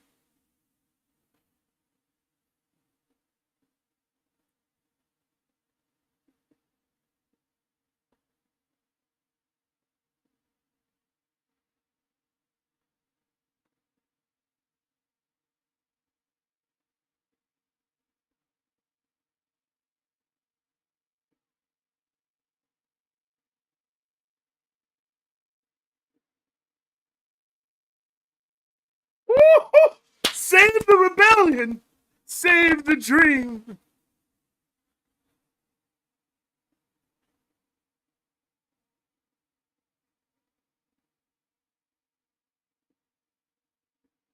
Oh my god. Oh!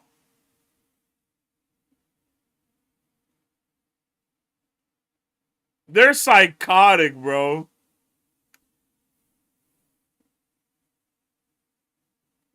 Imagine seeing this from like the POV of like someone on the ship and then they go back to their room and then like they just puke.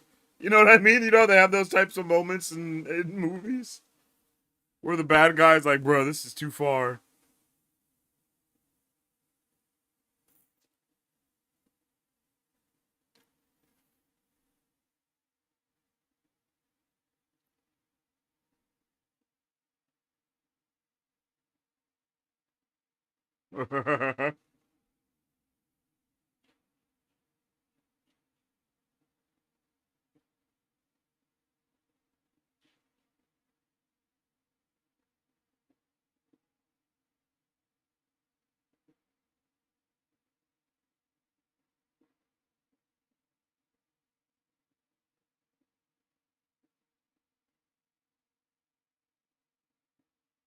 Badass. What a way for that character to go out, bro. I need to know, where does the last Jedi fall within this, actually? Because Saw Gerrera is in the last the fallen Jedi, the Jedi Fallen Order. There you go.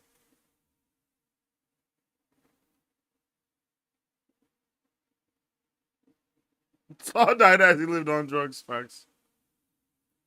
I've always disliked the planetary explosions in films. Things that big simply can't explode that fast, no matter how, no matter what you hit it with.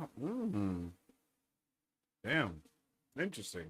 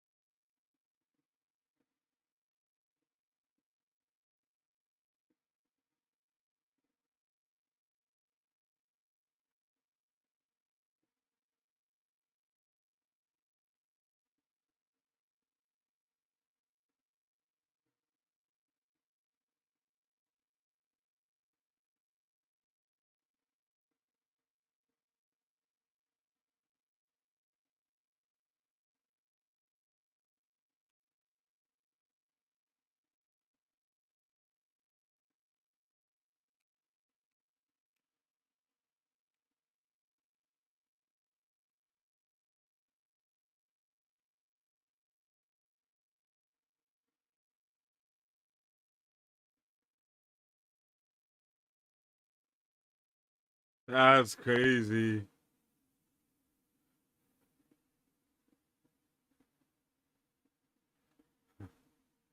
Tarkin's thinking he can squash entire continents by parking the Death Star there. That's true. Just the whole city. Oh.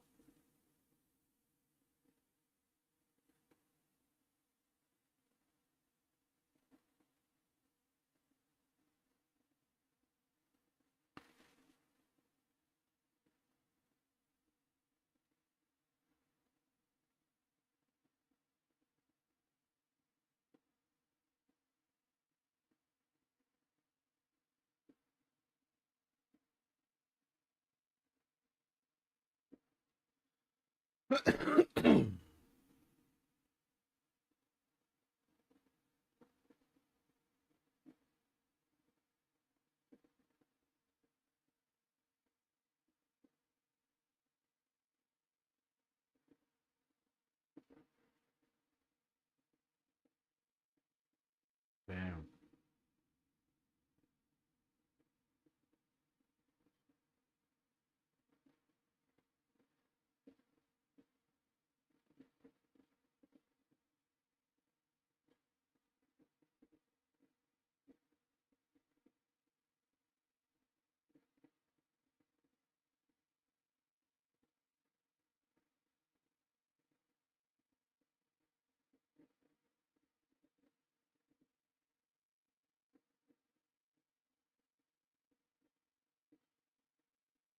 Damn.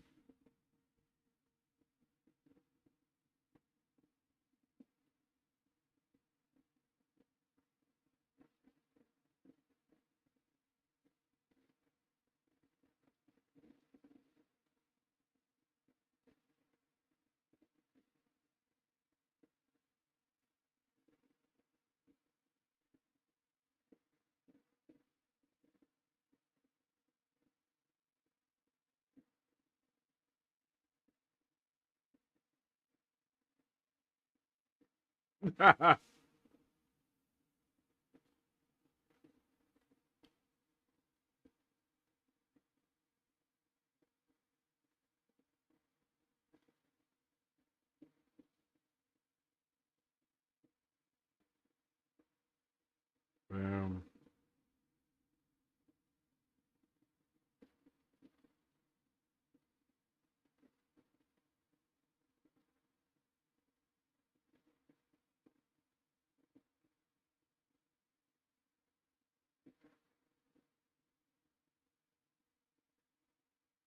Look at that shit.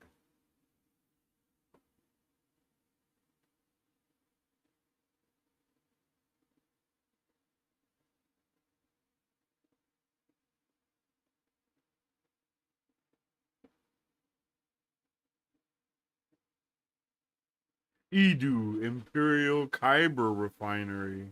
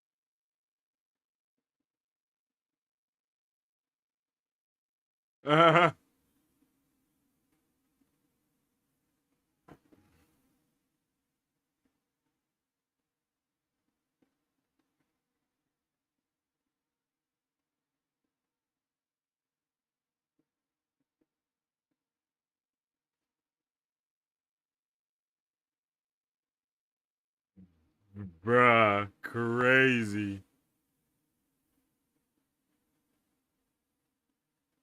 Bodhi means awakened in Buddhism. That's not an accident for the pilot's name. Yeah, facts. That's true.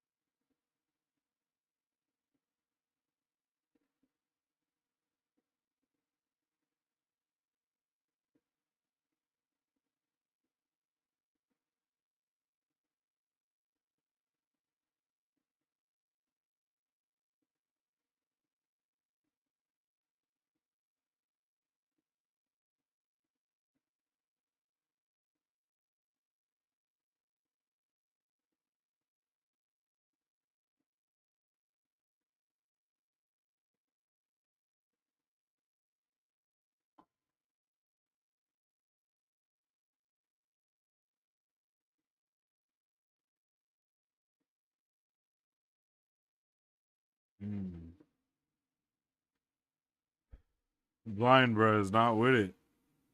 Or he knows something is up.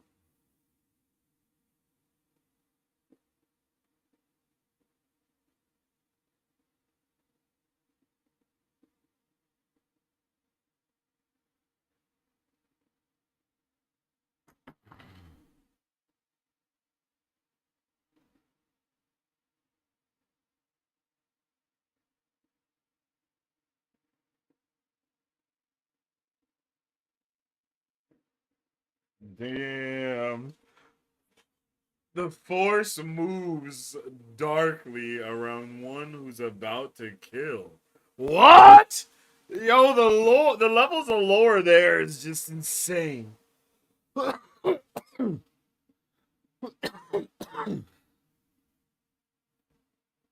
It's like the taint of darkness.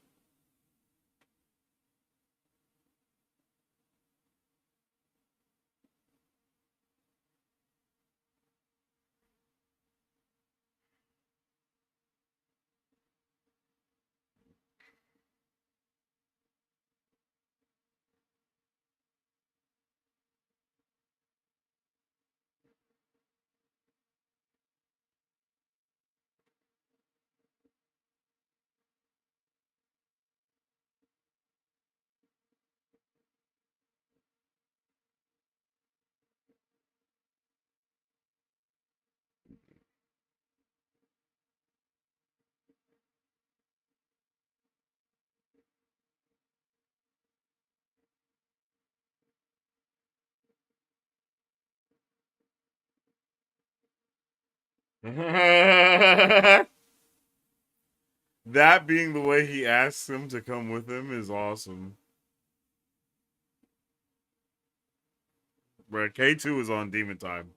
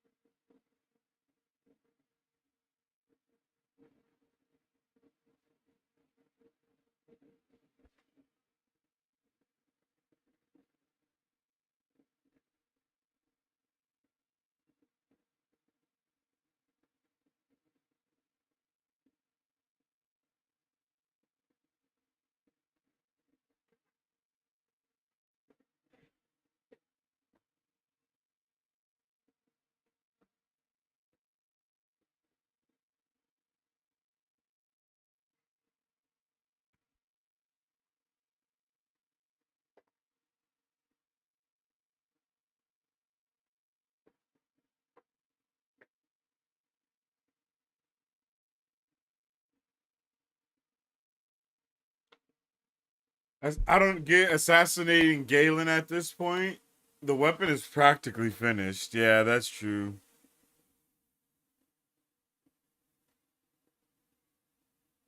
But I mean, they don't know that though. The weapon is finished. But they don't know any of that.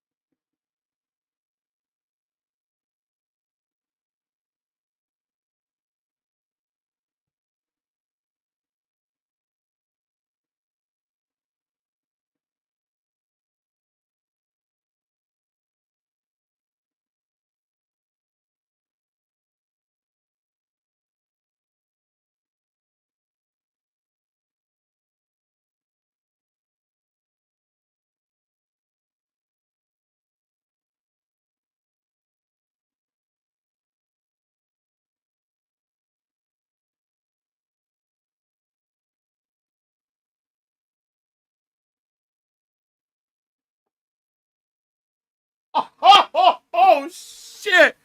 He still killed him and then bitch slapped him.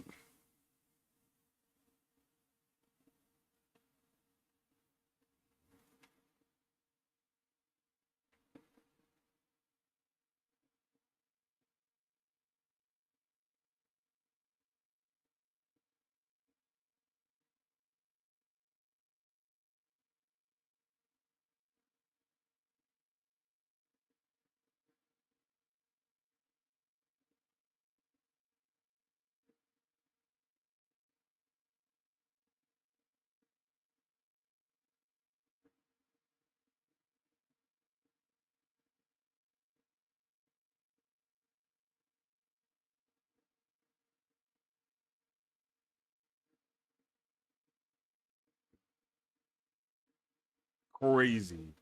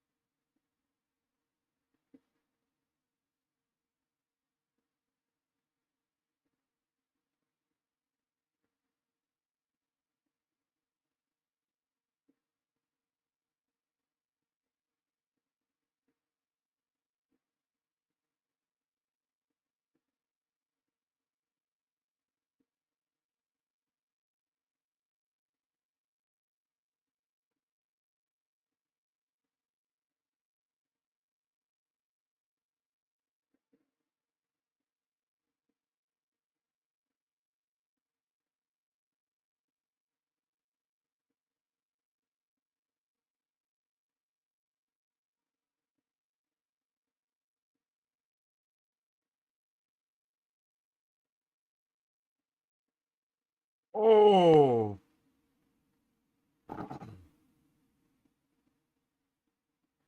This shit is actually so dope. Holy shit, this is awesome.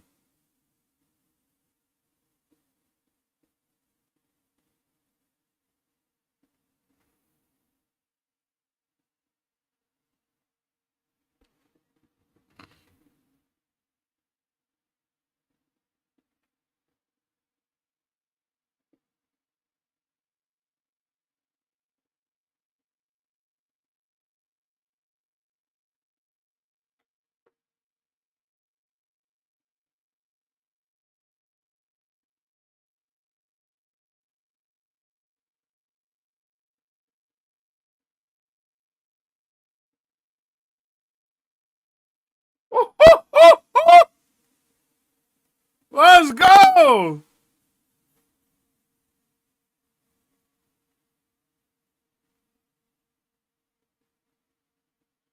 Bro, I need that Ryan Gosling Star Wars movie that's in the style of like Top Gun. You know what I mean? I'm pretty sure it's basically just a Top Gun Star Wars movie. I think the creator of Top Gun is behind it as well. That is gonna be so dope.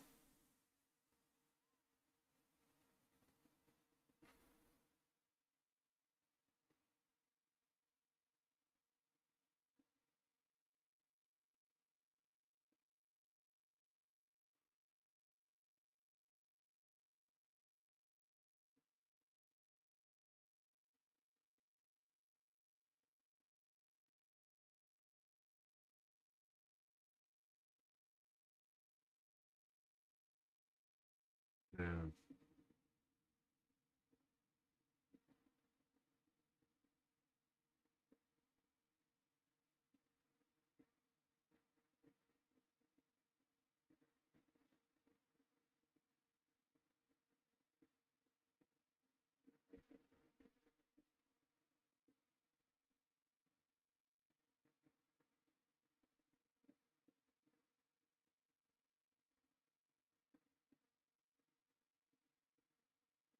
Damn. I have so much to tell you and then dies. That's crazy.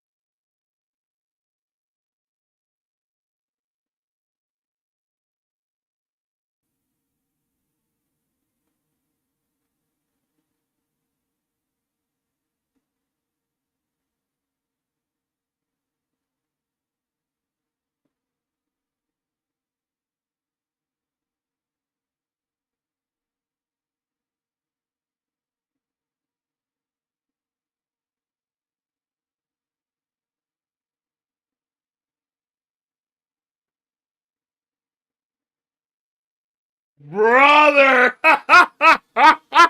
This movie is magnificent, bruh.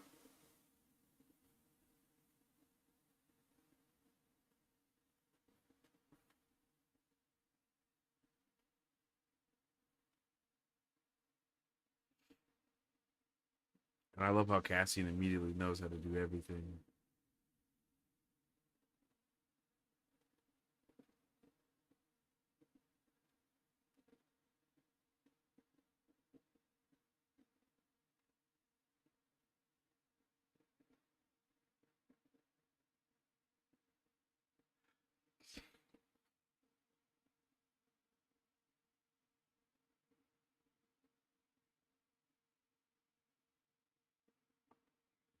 He called her Yuri. He said Yuri Shark twice.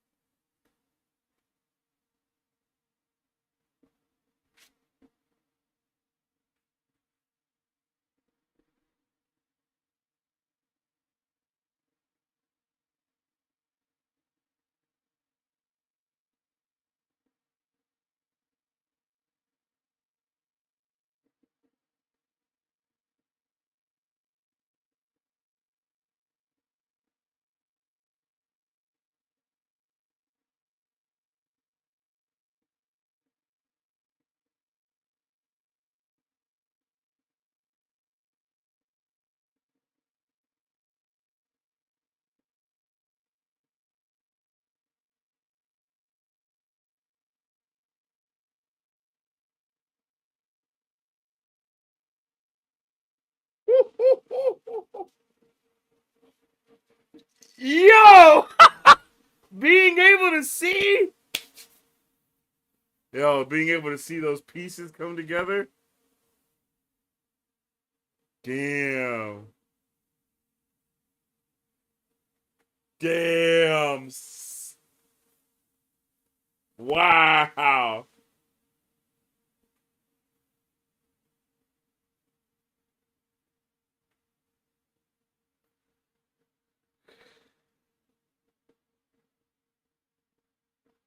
Bruh. Whoa. That one moment brought so much, like, wow. That is crazy how much weight was in those words. It's like he said, since I was 6 years old, and then I had like a montage of Andor flash through my head. That was insane. That was awesome. That was so cool.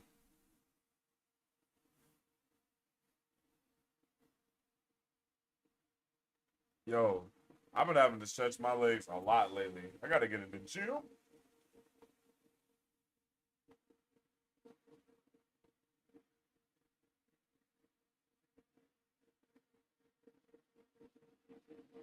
Oh, shit.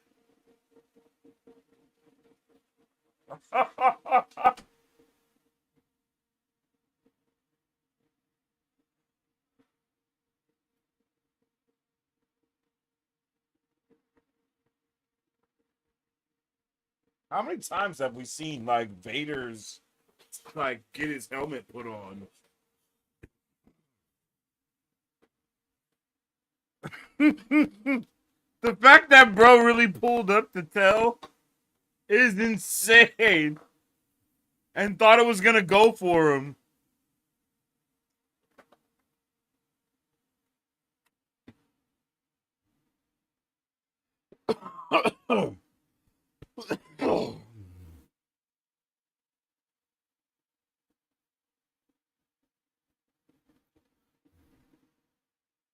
Let's go. R.I.P. James Earl Jones. I think this is the first time I've heard bro's voice since he passed. Oh, well, no, because I watched the Star Wars episode 3.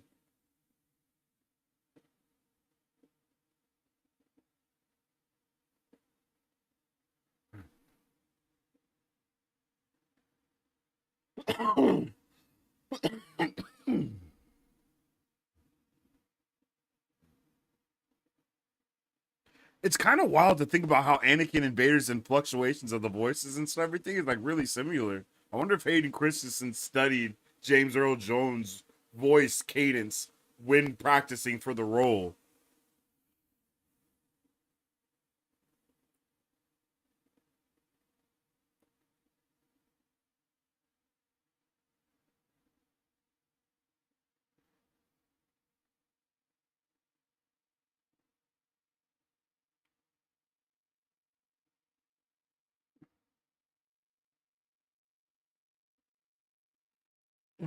Just set your ass up, buddy. He dropped his knees quick.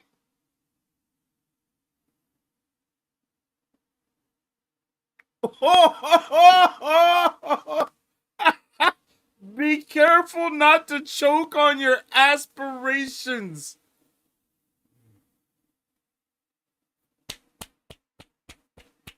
As he force chokes his...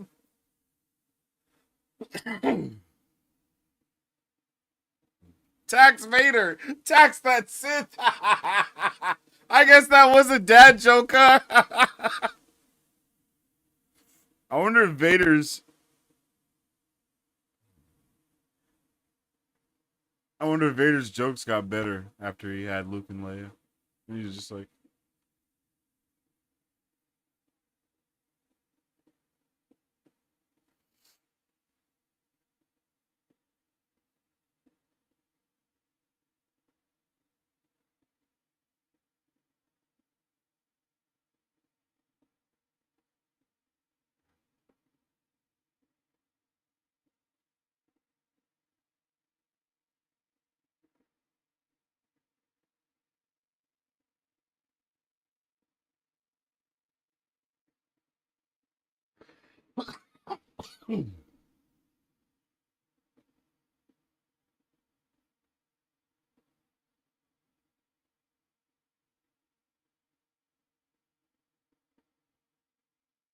And she start spitting.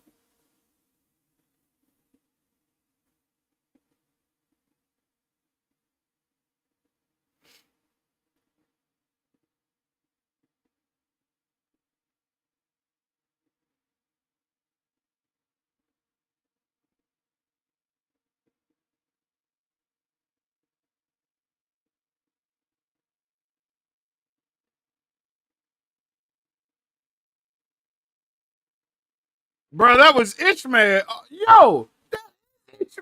That's Ishy. That's...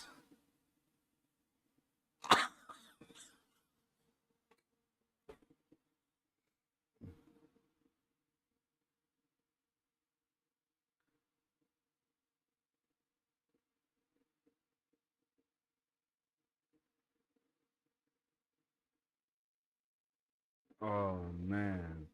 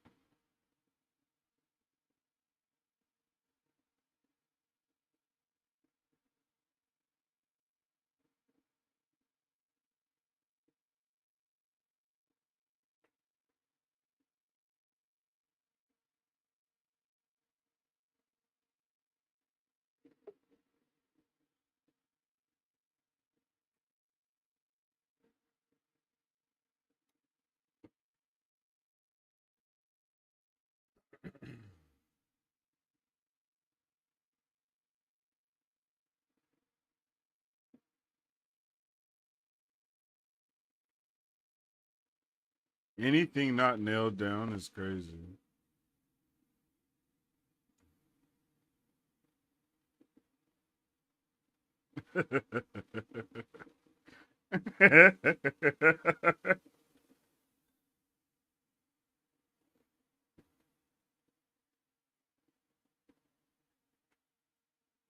Damn.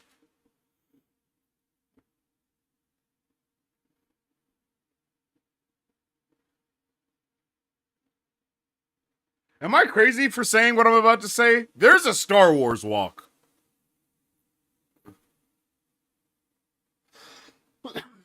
Well, I don't know if anyone understands what I'm saying, but there is a Star Wars walk.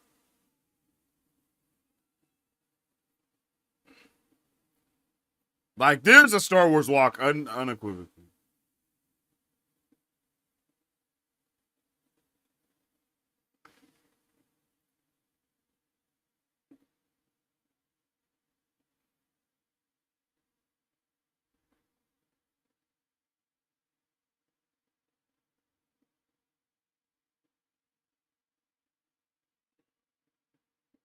Yeah, bro's name is Ferris?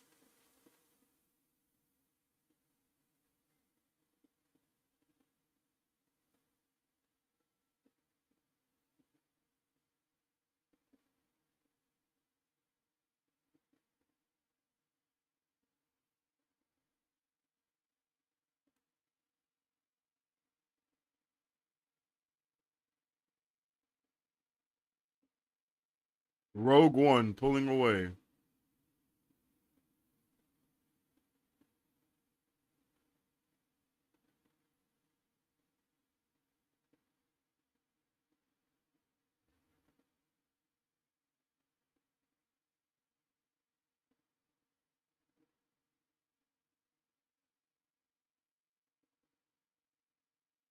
I'm talking about Obi-Wan. So cool. And then he's talking about his daughter.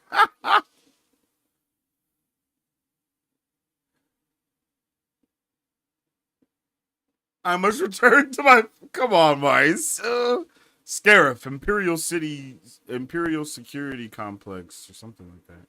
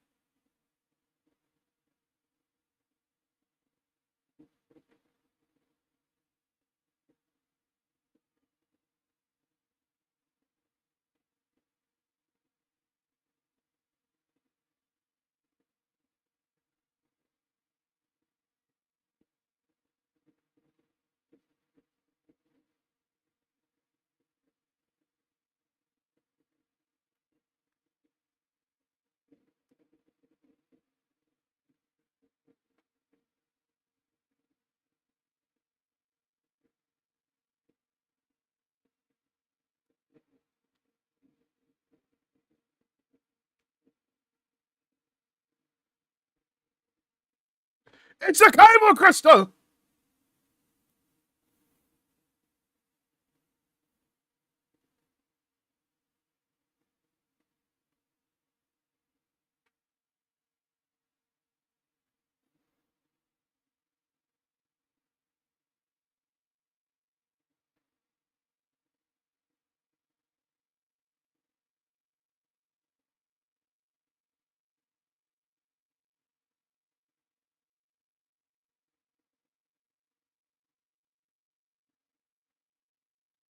Damn, this shit is beautiful.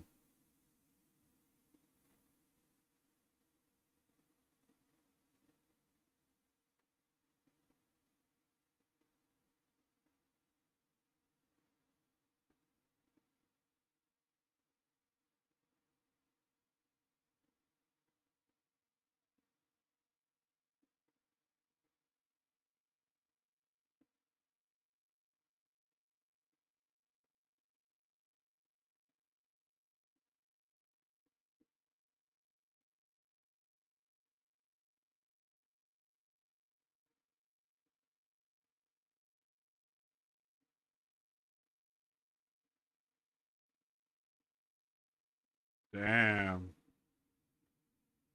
Literally just taking side characters and giving them entire backstories and shit too.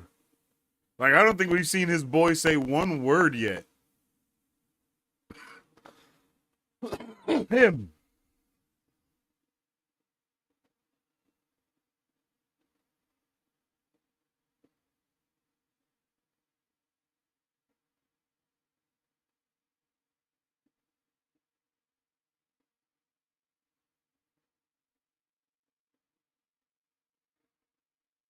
Or die.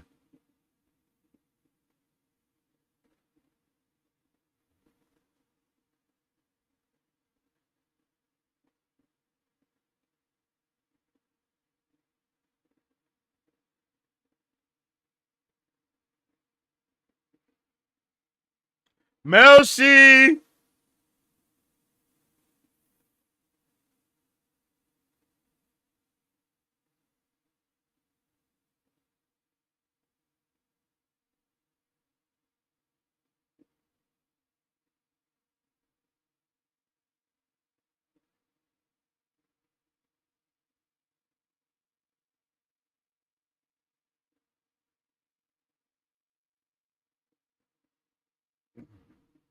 Well,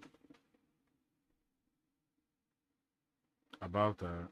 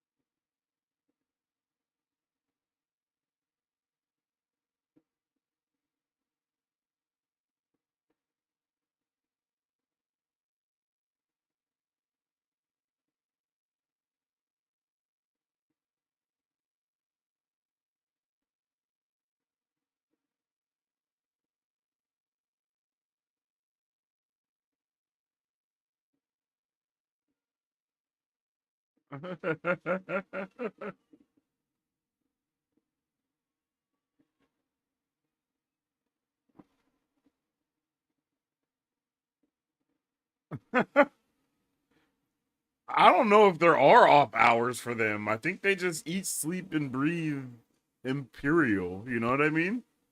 Literally, though. Like, when they eat, they're eating in barracks. When they go to sleep, they're sleeping in, barracks. They wake up, they work. Like, they're basically soldiers on duty at all times,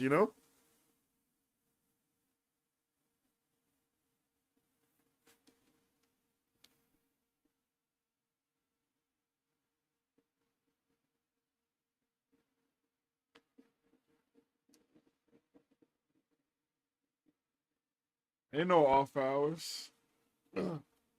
Oh.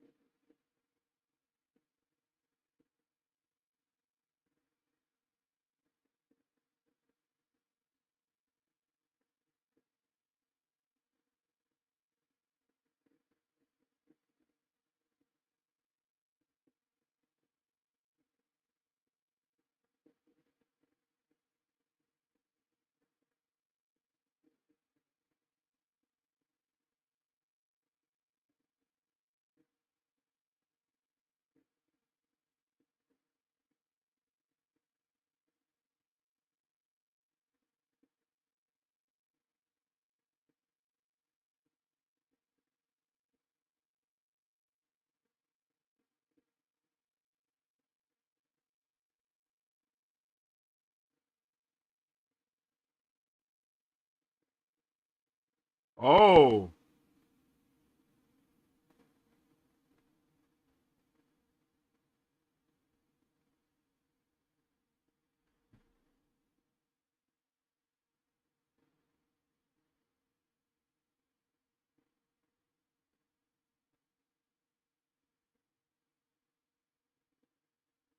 Was not prepared for that.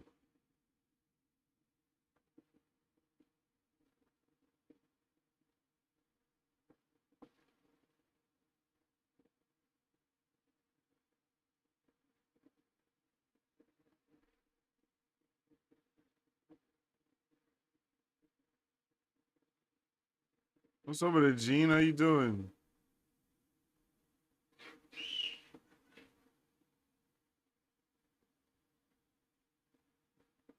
Ho, ho, ho.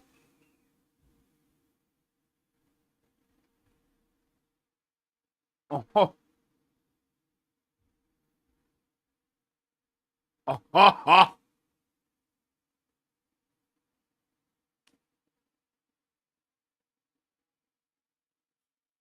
The way everybody was just standing, I would have been pissed the hell off too. I mean, what the shit is that? Battle stations.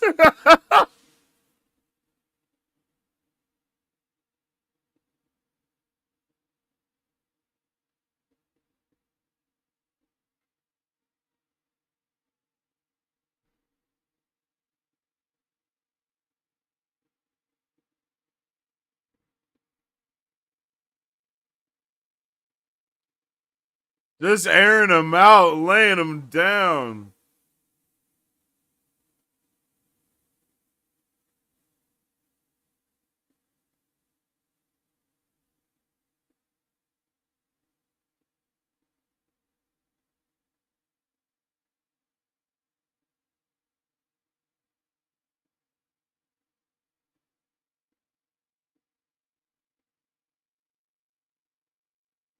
Uh-oh.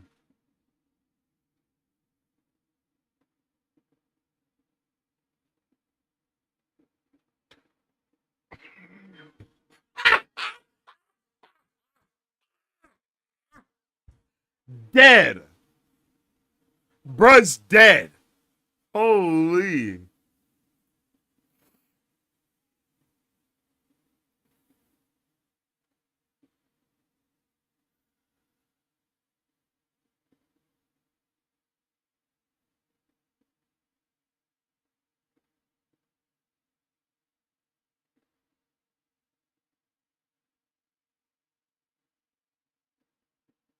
Yo.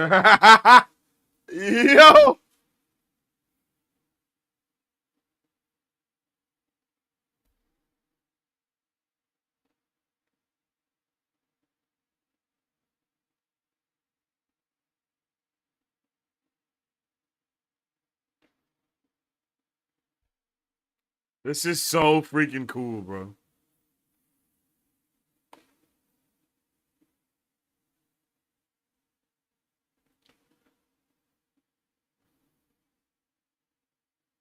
Let's go.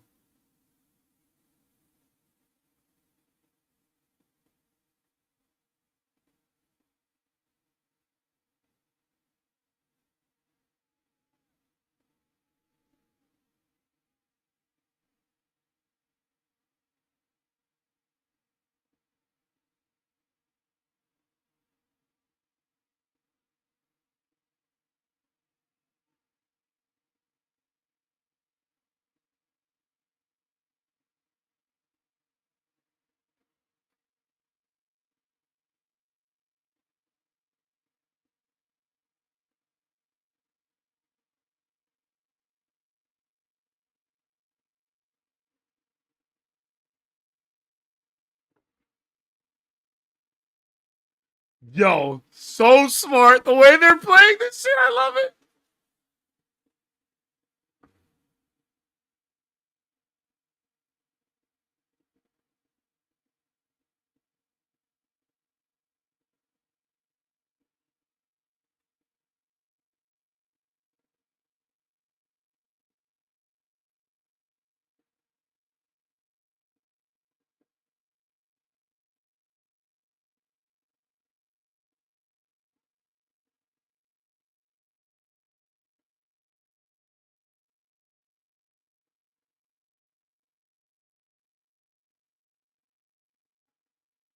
Did he say at? It sounded like he said Carabast at.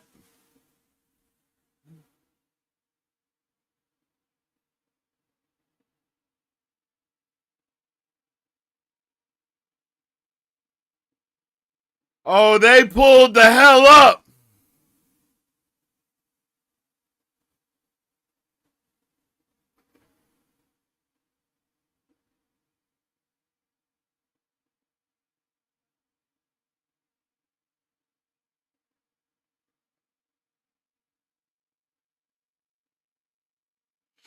It's going down.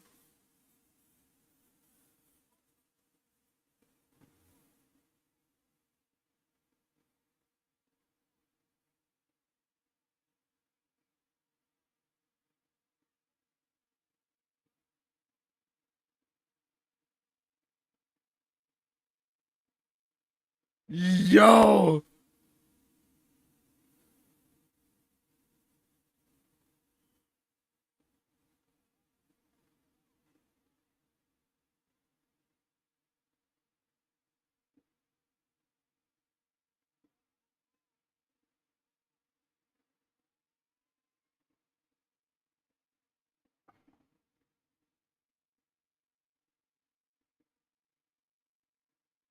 Oh, damn.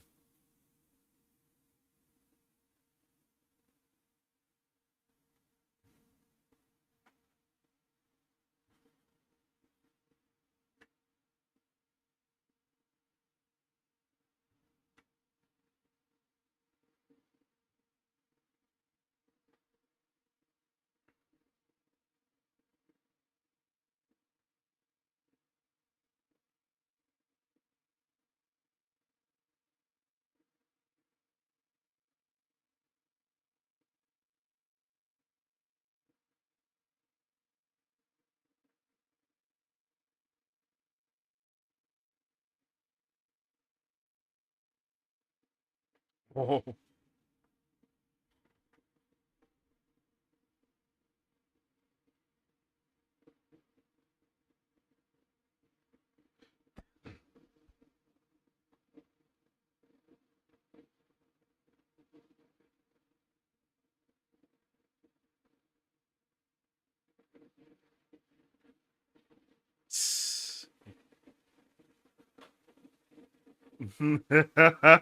Your behavior is continuously unexpected. I love this movie, yo. This is awesome. This is such a dope way to end like, this is so cool.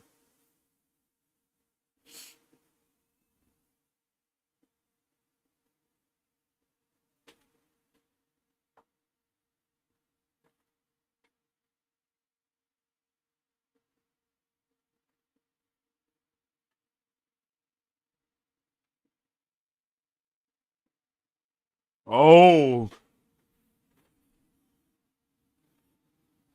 Let's go.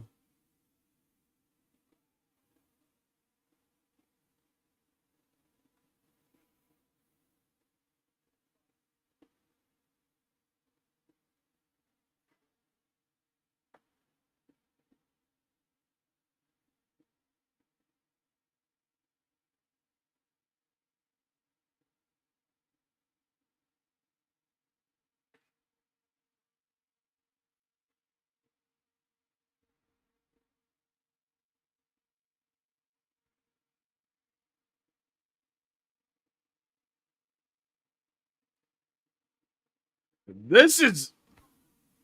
I don't know how many other times I can say this is awesome. I love this shit. Let's go.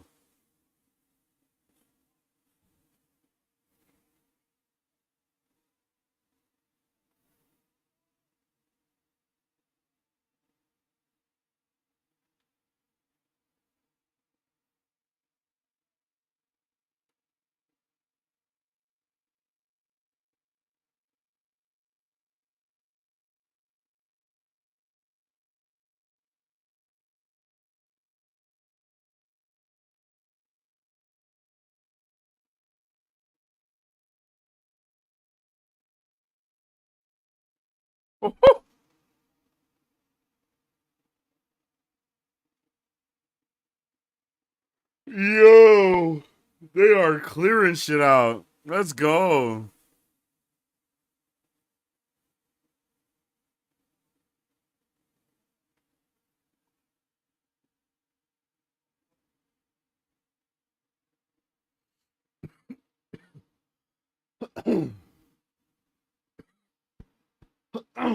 Damn.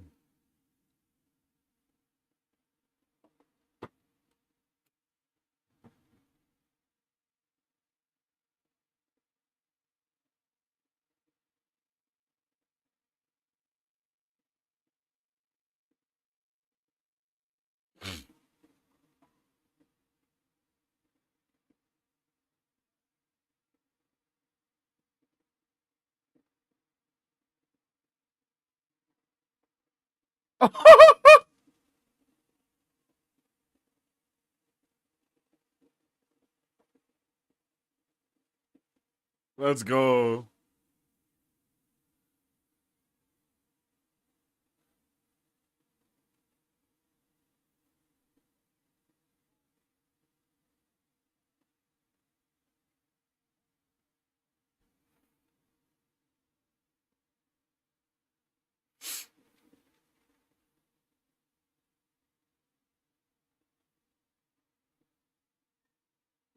Bro, holy shit.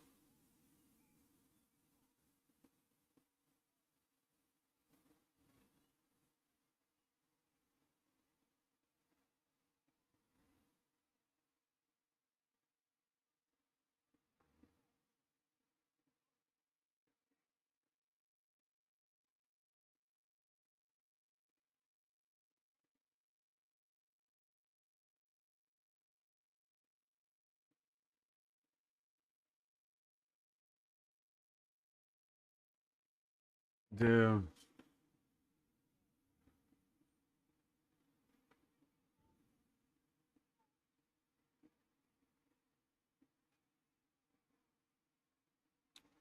For Jeddah, bruh.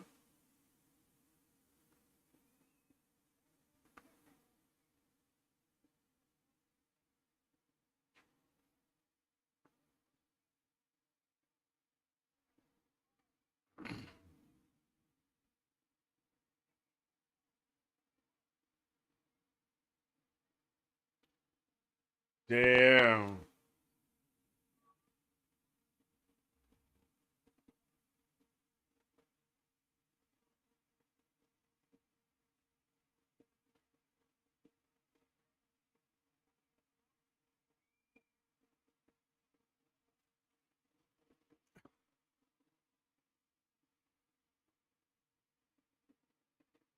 You know what? No lie. When did Guardians of the Galaxy 1 come out?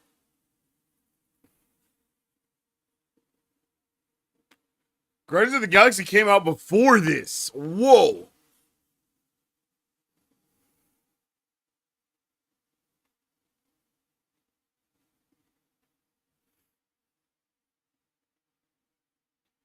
I'm not gonna lie.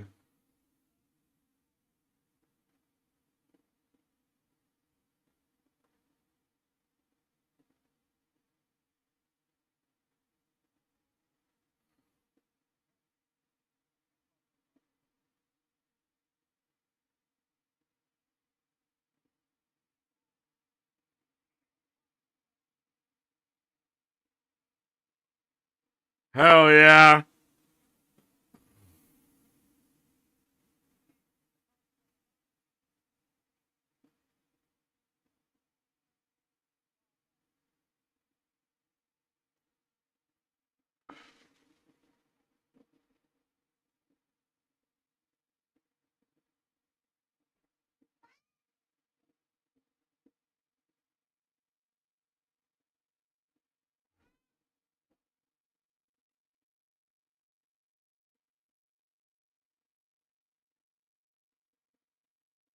Oh man.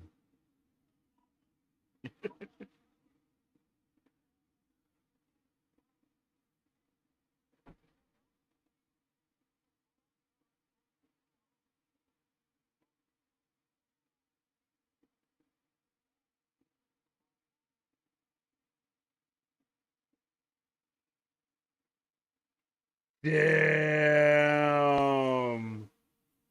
Oh my god.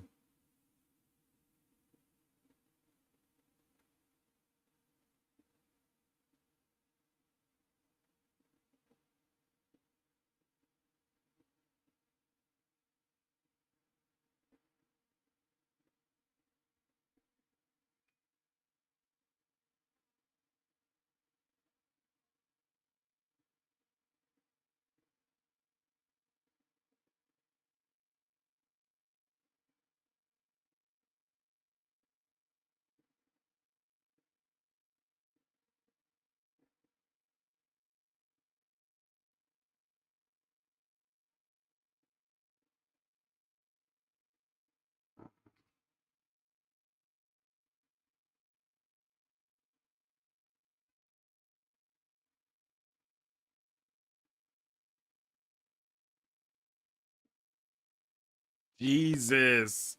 Bruh. Talk about an all or nothing push.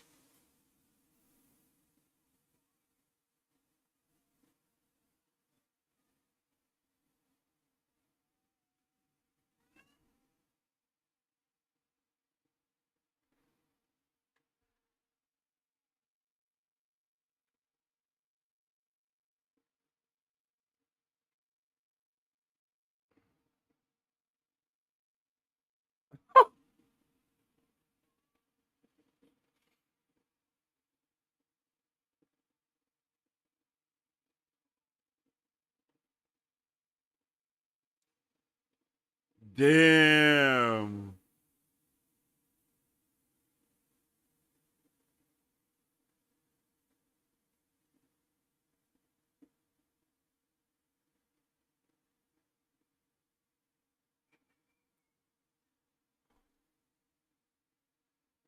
Damn.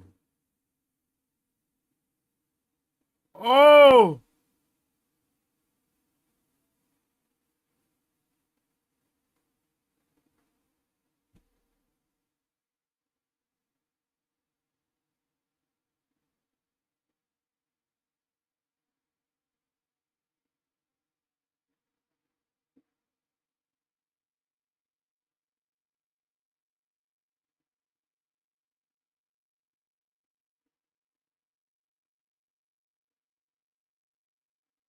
Jeez, bro. The scale is insane.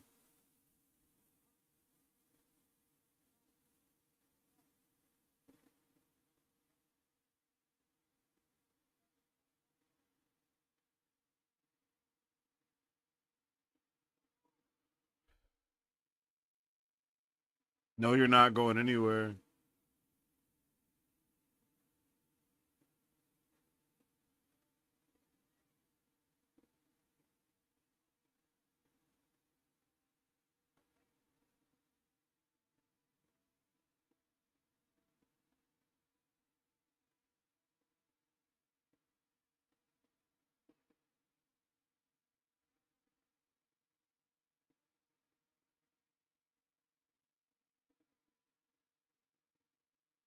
Oh!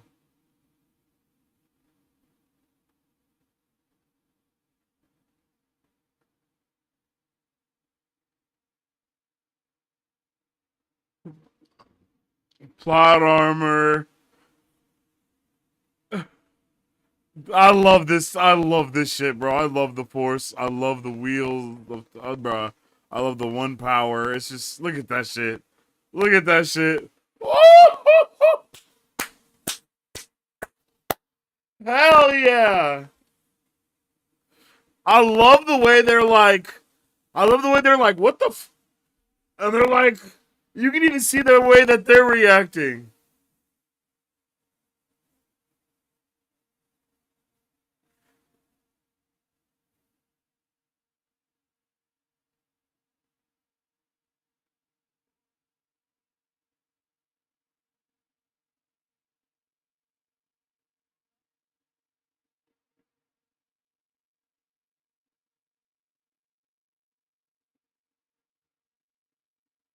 Shrewd is a luck bender? Yo, literally.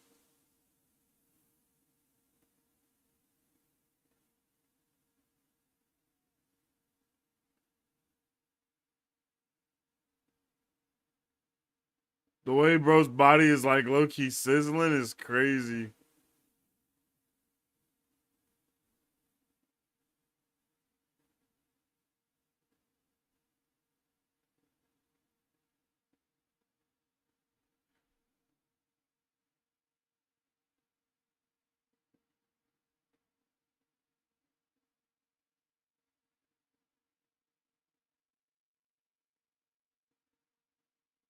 And I love the way he says it backwards from how he said it. Like, damn, bro.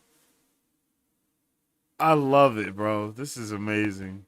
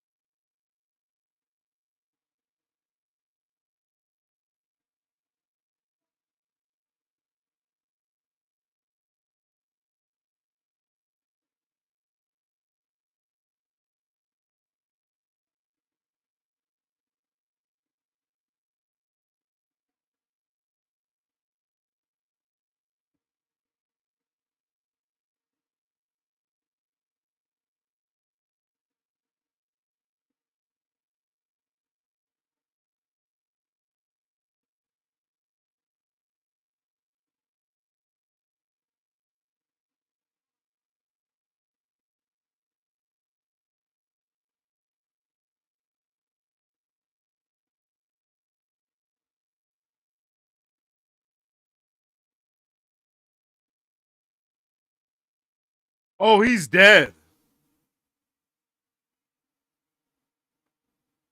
Damn, bro.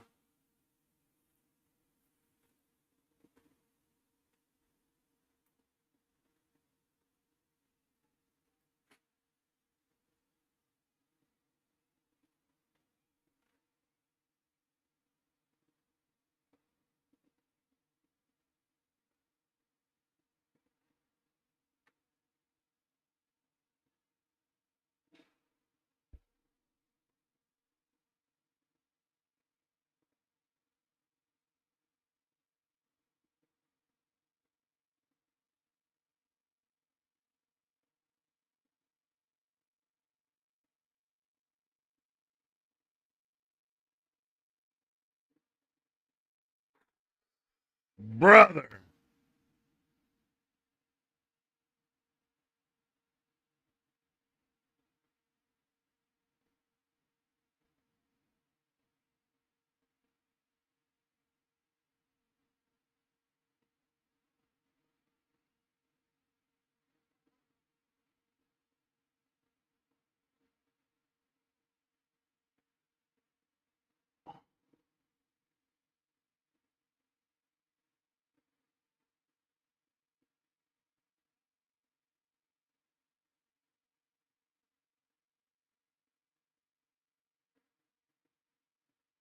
Yo.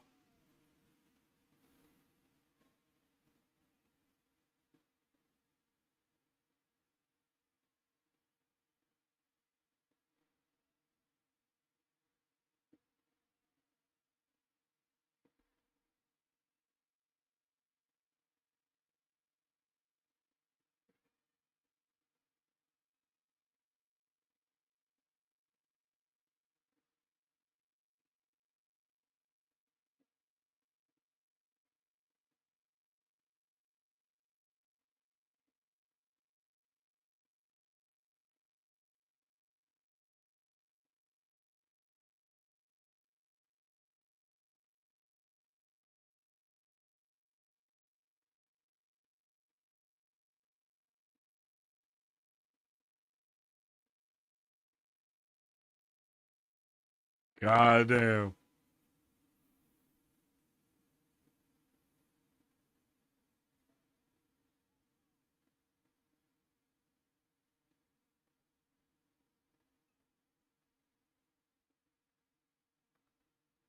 Damn. Oh!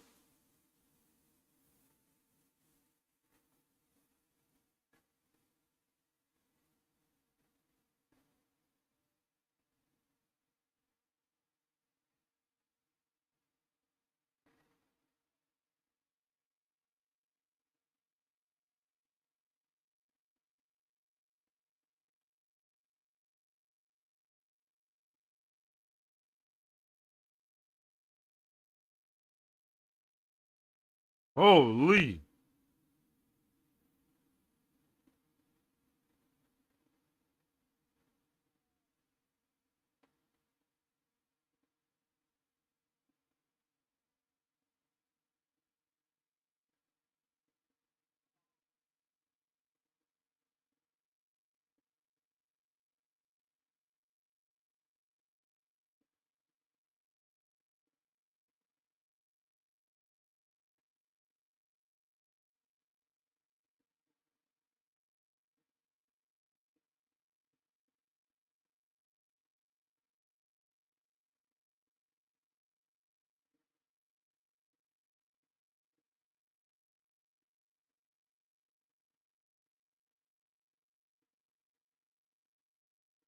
Oh,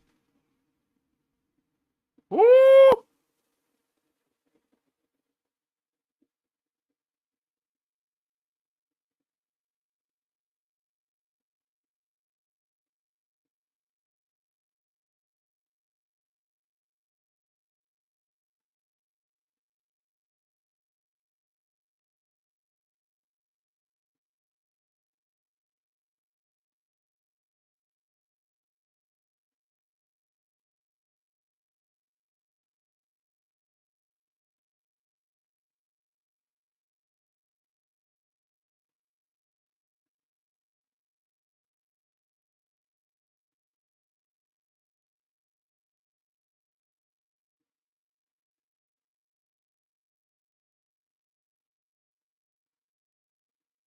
Kick him off the kick him off the shit.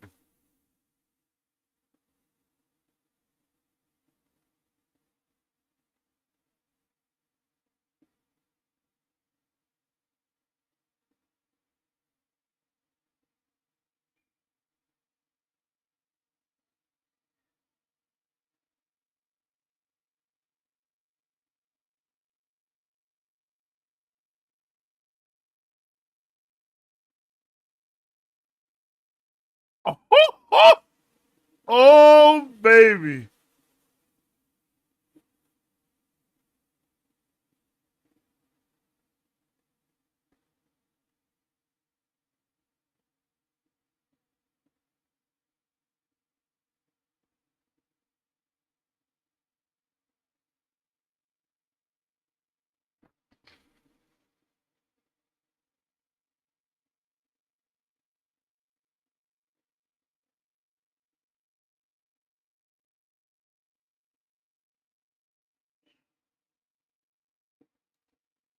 Damn.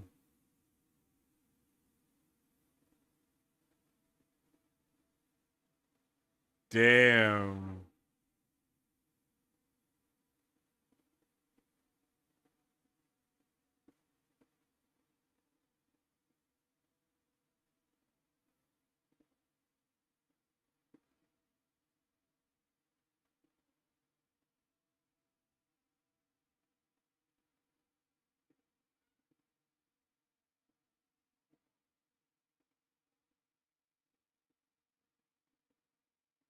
Bruh.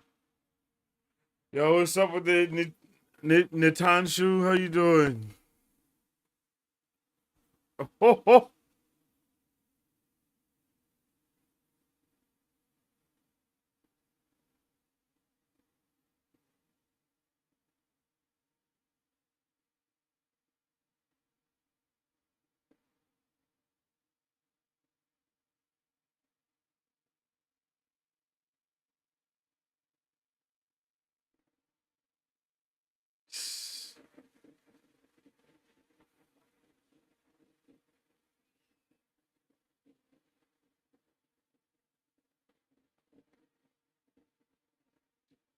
Damn.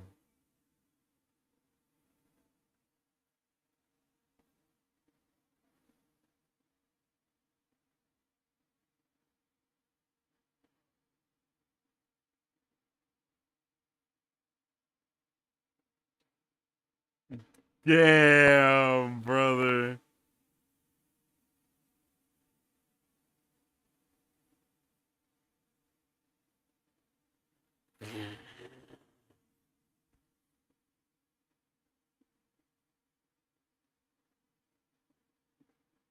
Yo. Insane. Insane, bruh.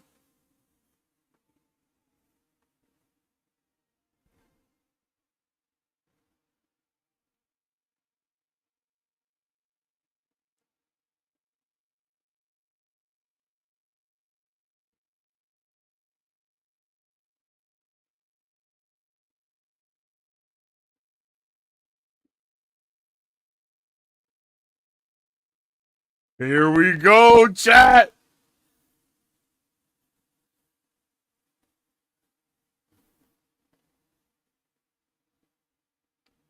Bruh, the sheer fear that they must have all been feeling at that moment.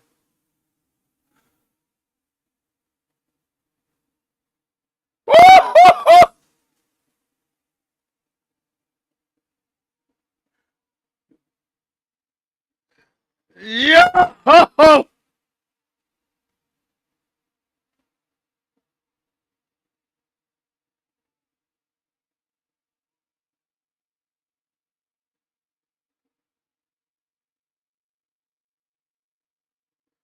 Yo!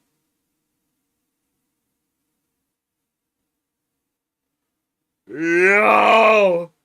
That shit is so dope!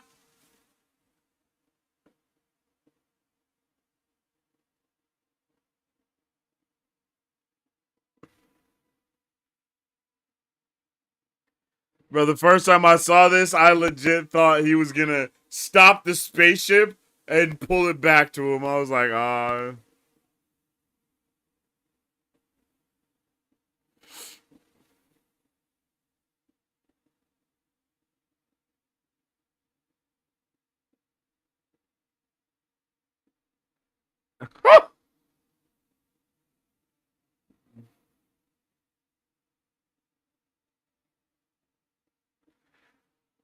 Yeah! That was awesome, bro. Wow. That was freaking awesome, bro. That was such a good movie. Yo, I'm so pleased. Like Rogue One leading into Andor leading into that. Wow. And then that leading into the original trilogy, like, come on, brother. I have to continue at this point. Like, I have to continue watching the movies now because like it's only right. Cause that was fantastic. I have not watched Rogue One since like it initially came out in theaters. I think, to be honest with you. So being able to see it again here and knowing everything that we know about this universe now that we did not know at the time of watching, even just me of not having watched Clone Wars when that initially came out, or Rebels if that was on at the time.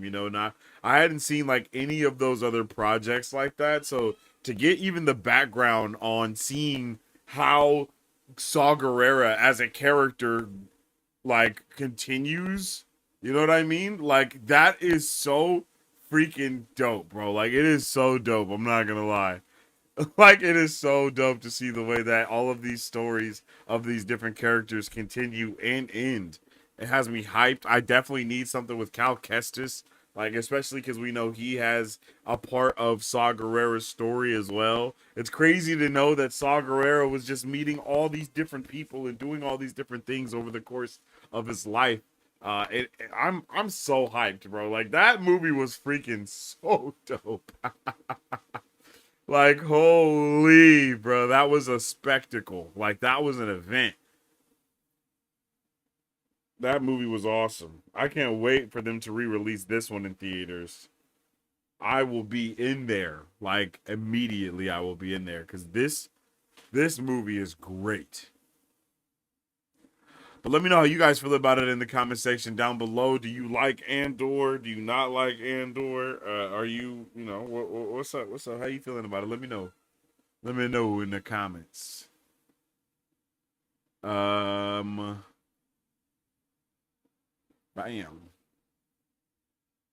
That was crazy, bruh. So, A New Hope next week? Yo, what's up with the ledge? How you doing, Geek? I appreciate you for tuning in with me today, bro. Maybe, bro. I mean, just maybe. We might have to just watch the rest of the movies, bro. I think that might be the strategy, to just keep watching these movies, because damn, like, this was awesome.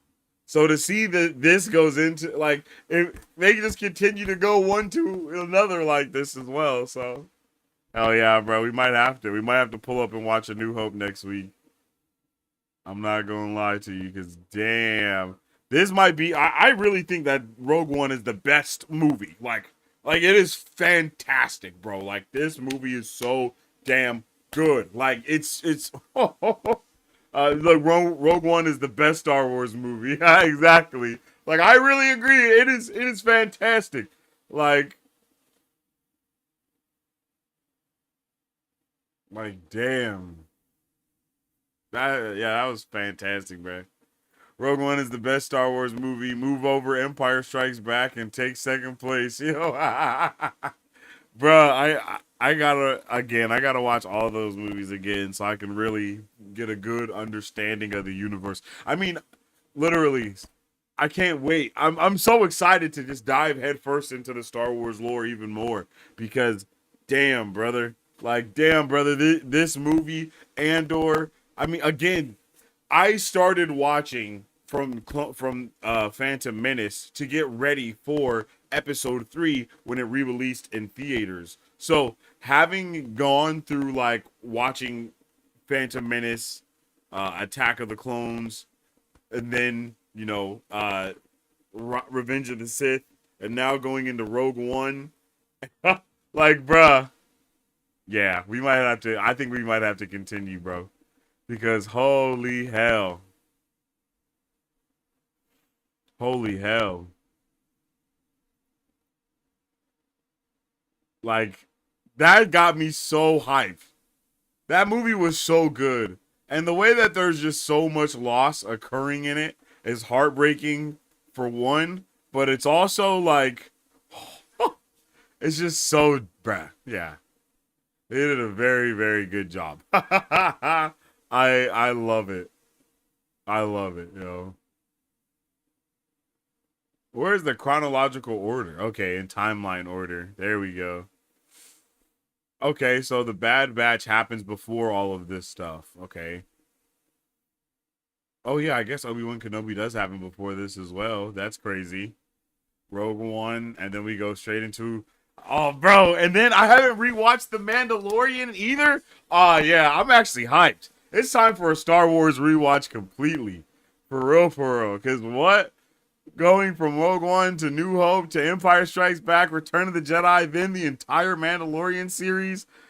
Boba Fett. Ahsoka. Yes, bro. Like, I'm ready. Actually, that sounds so dope.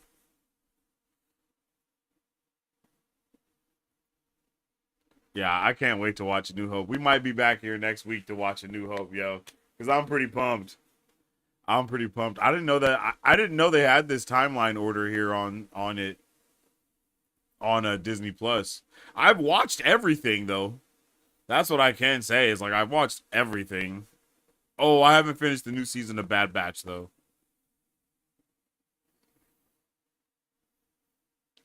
The Empire, yeah, I need to watch these, though. These are the next ones that we'll put in the docket. Because, hell yeah.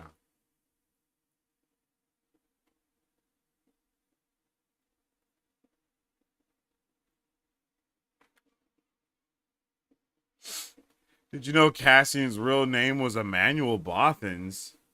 Many Bothans died for the Death Star plans. What? They re-released the theatrical cut of A New Hope earlier this year, but you had to be in Britain to see it. Oh, wow. I think they... I can't remember what the re-release was that just came out for.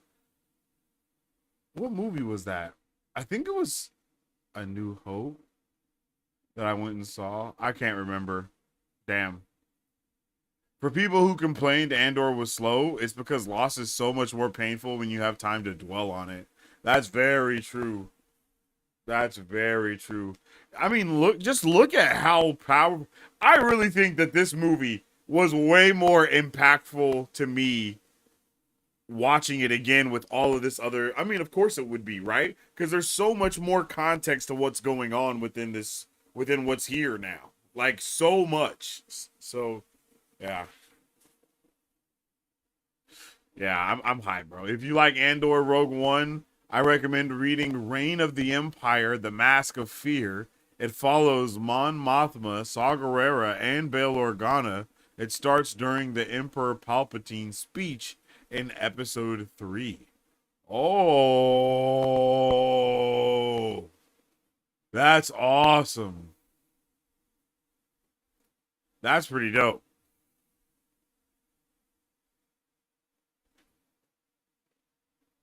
Andor and Rogue One, what a whole other kind of Star Wars. It started off with less fanfare but picked up momentum.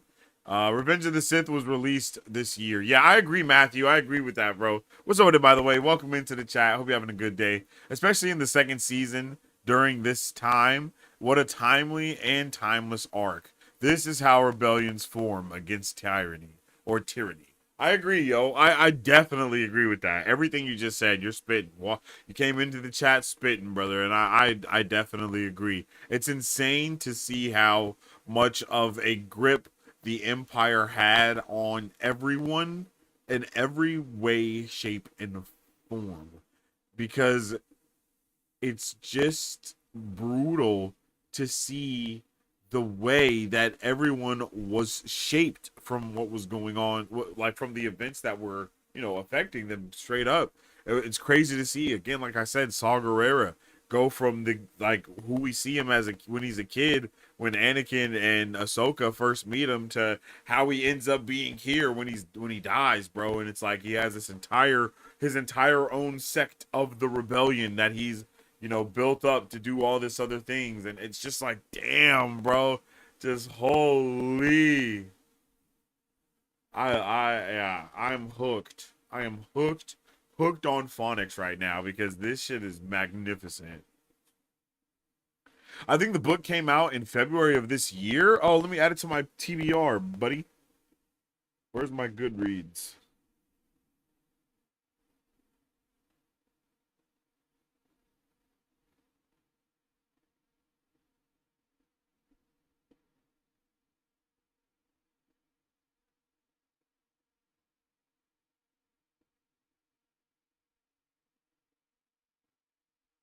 There we go.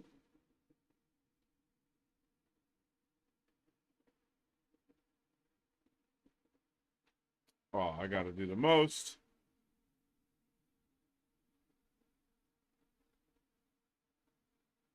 I don't remember my stuff.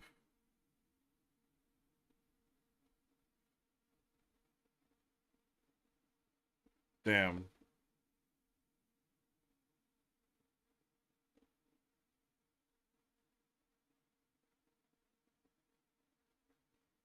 Yeah, I gotta add that to my Goodreads for sure, though, because I want to read more Star Wars.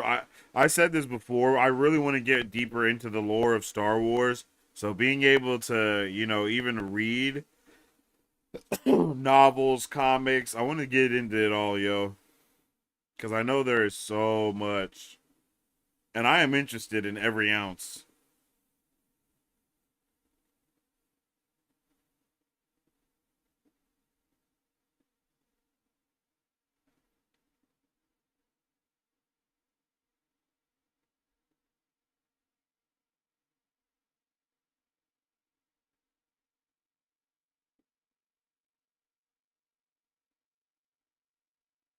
There we go. Sorry about that.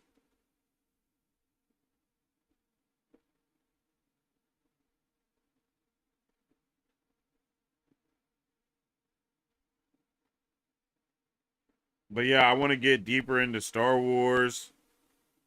I want to get deeper into all the lore. DC, Star Wars. I'm already locked in with the Marvel stuff. What is that? What is it called? Let's see.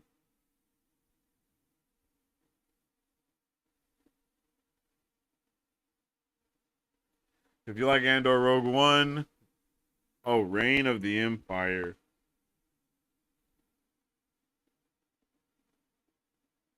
The Mask of Fear. Yep. By Alexander Feed. All right, I got it added to the TBR. Yo, shout out to Goodreads, Letterboxd, TV Time, and Serialized. I think those are some of the best apps to take note of all the things. There's another one that has it for music. I know you guys don't know what I'm talking about yet. I think it's called Music Box, but all of those apps are great ways to review, to put stuff on your queue, like your to be read or your to be watched list. It's amazing, yo. So if you guys aren't using the Goodreads, if you're an avid reader, download Goodreads, use it to your fullest extent so you can review the books that you've already read, and so you can put some other books that you want to read on your list. If you are watching a lot of shows, definitely tap in with Serialized. That will keep track of all the shows that you watch. Letterboxd will keep track of all the movies that you watch. And then TV Time keeps track of both TV shows and movies. So I like TV Time for that reason, because I can find a little bit of everything on TV Time. And that's where I put the bulk of my stuff and then put it on other things after that. So TV Time is awesome. Goodreads is awesome, and then Music Board is also awesome if you guys like to review and categorize your music, because I know some people do.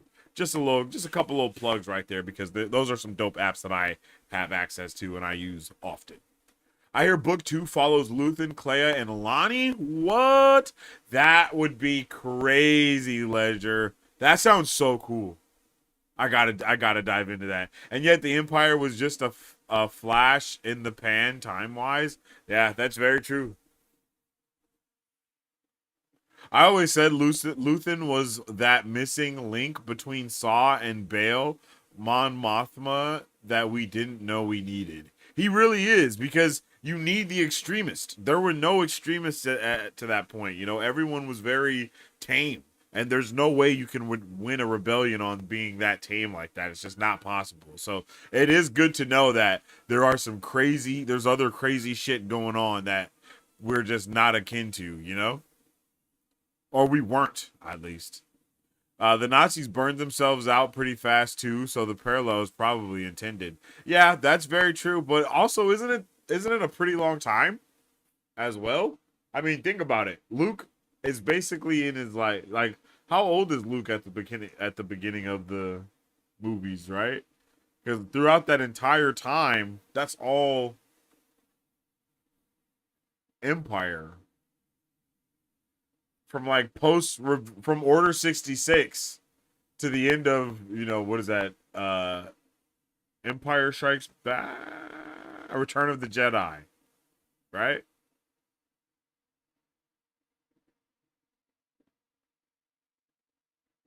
Yeah.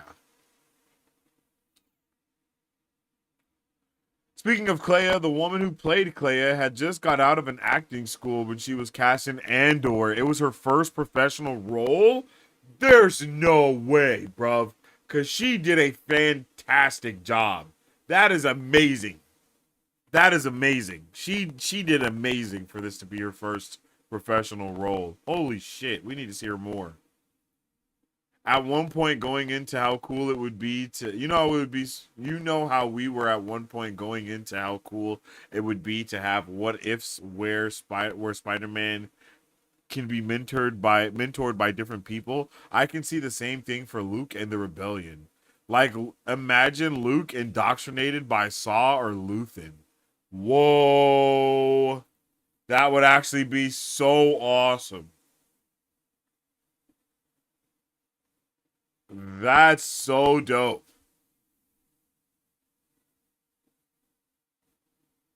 Holy shit, that would be insane. I would love that. Clea was my breakout favorite character by the end. Oh yeah, by that last episode, it was like Clea just give me a show just about Clea. Like I hope she got away and didn't die on you know what I mean? Like damn. I guess they could call that What If the Skywalker Wars. That'd be cool. I definitely have my handy Letterboxd and Goodreads. Hey, tap in with Serialized if you already have those ones. If you watch a lot of shows, Serialized is basically Letterboxd, but just for television shows. And it's SERIALZD. I don't think there's an E. I think it's Serialized without the D. Yeah, Serialized without the D. Whoa, Bitcoin hit 107 again. Let's go, baby. App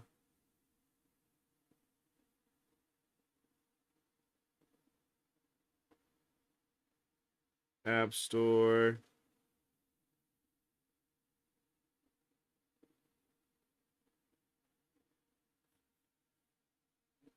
That's what it looks like for all those who care.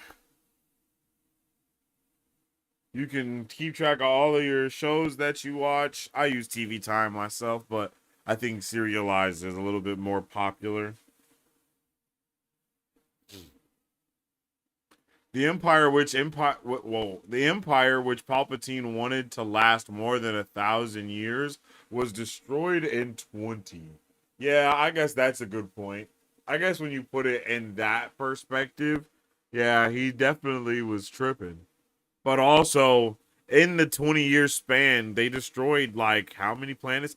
And to be completely honest, it went past 20 years because the First Order is also just the Empire. You know what I mean? They just went through a rebranding. So, that's another however long that was. You know what I mean? Because I'm pretty sure the First Order came out, like, pretty soon after everything was going on.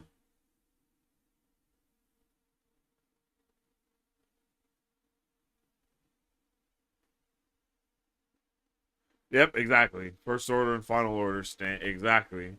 I love the parallel of Anakin training Saw in the Clone Wars to defend his homeworld and Saw becoming one of the dominoes of Darth Vader's fall. Ooh. Yeah, that's actually, yeah. It's like poetry. It rhymes.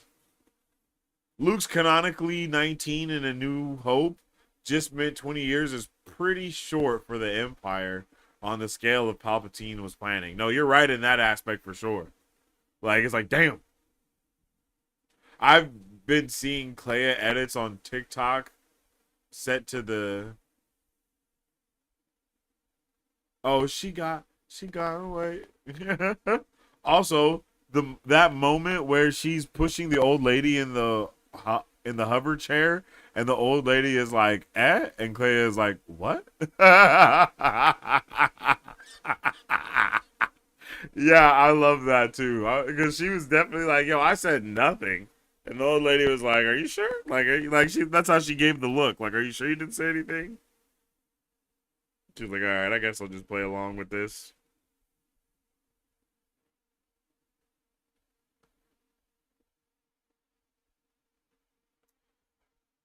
Boom.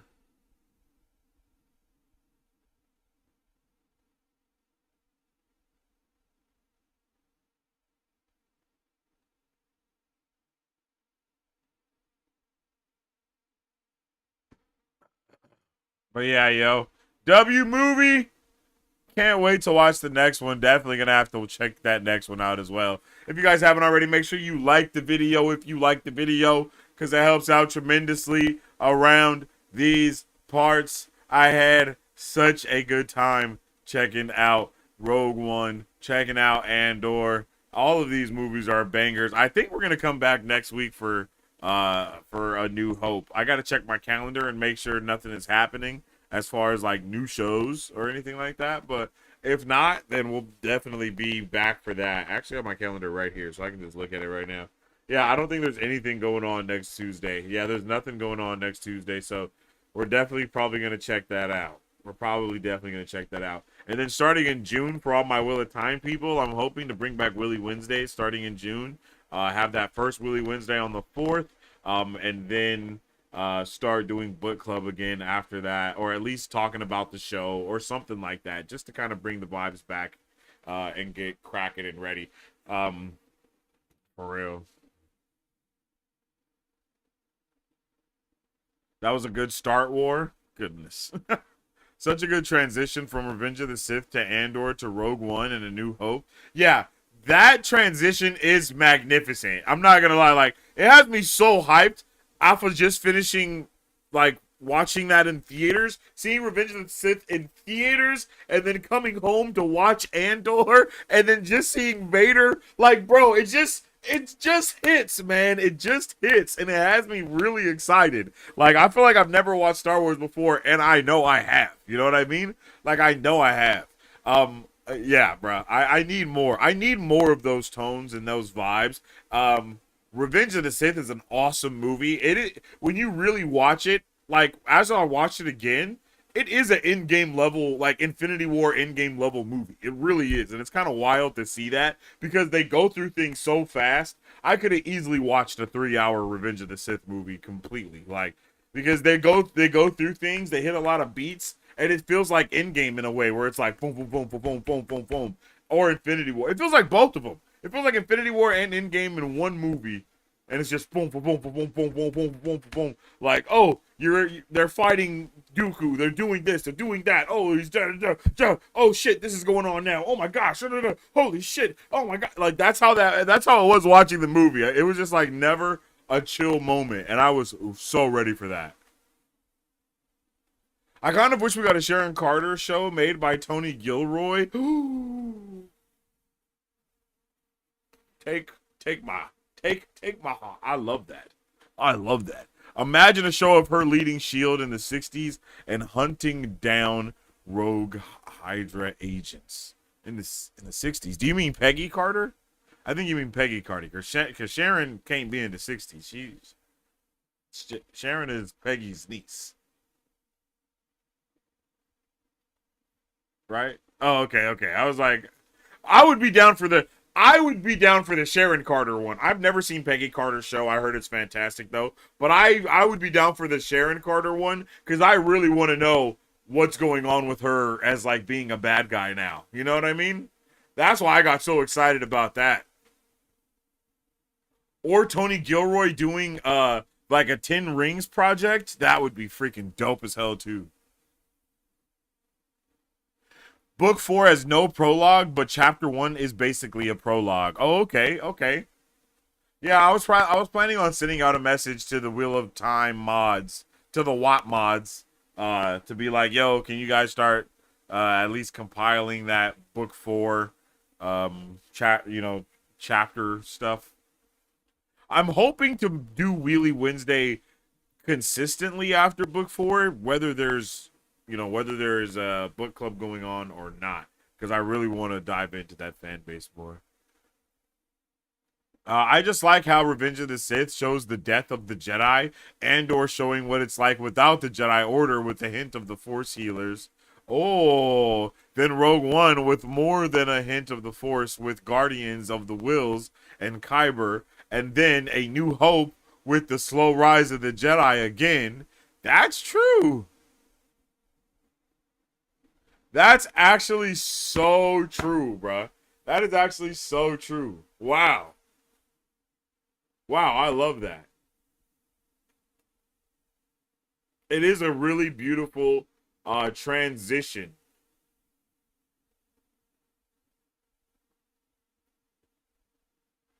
Because it's like, yo.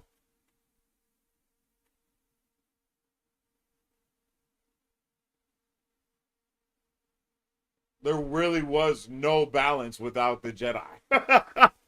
You know what I mean? Like, that would be so... Yeah, bro. Yeah, that's awesome. Here's some more Star Wars with Taverin in a galaxy far, far away. Literally. Facts. I agree with that. Or... ... after the soft reboot, we get a new S.H.I.E.L.D. show made by Tony Gilroy with the tone of Andor, just super dark espionage show set in the MCU.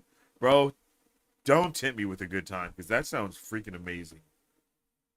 I would love to see, like, I would love to have something like that happen. Even though I don't think they're going that hard with the soft reboot, I would love for that to be the thing that they do.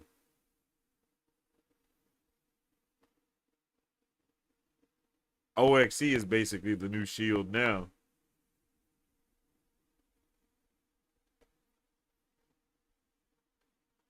But yeah, man, it's been a lovely watch party and review of Rogue One, a Star Wars story. I'll see you guys next week at the same time in the same place.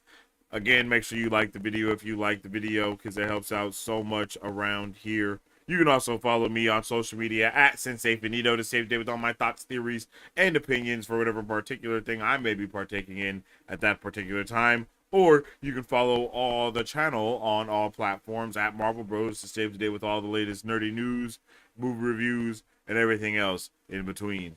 Man, it's been awesome to be here and nerd out about this Star Wars stuff today, because I just love me some Star Wars, bro. I loves me some Star Wars. Like I said already, I gotta get me a big book of Star Wars. I got the big book of Marvel. I got the big book of the MCU. I got the big book of DC, and now I gotta get the big book of Star Wars for sure. That's the next one on my list. 100%.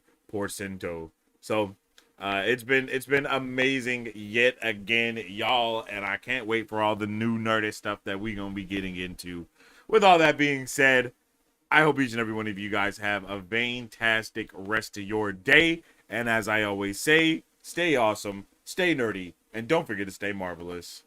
Excelsior. If you guys would like to support Marvel Bros, all you gotta do is visit our website at www.marvelbros.com and buy some merch. Represent the superfan.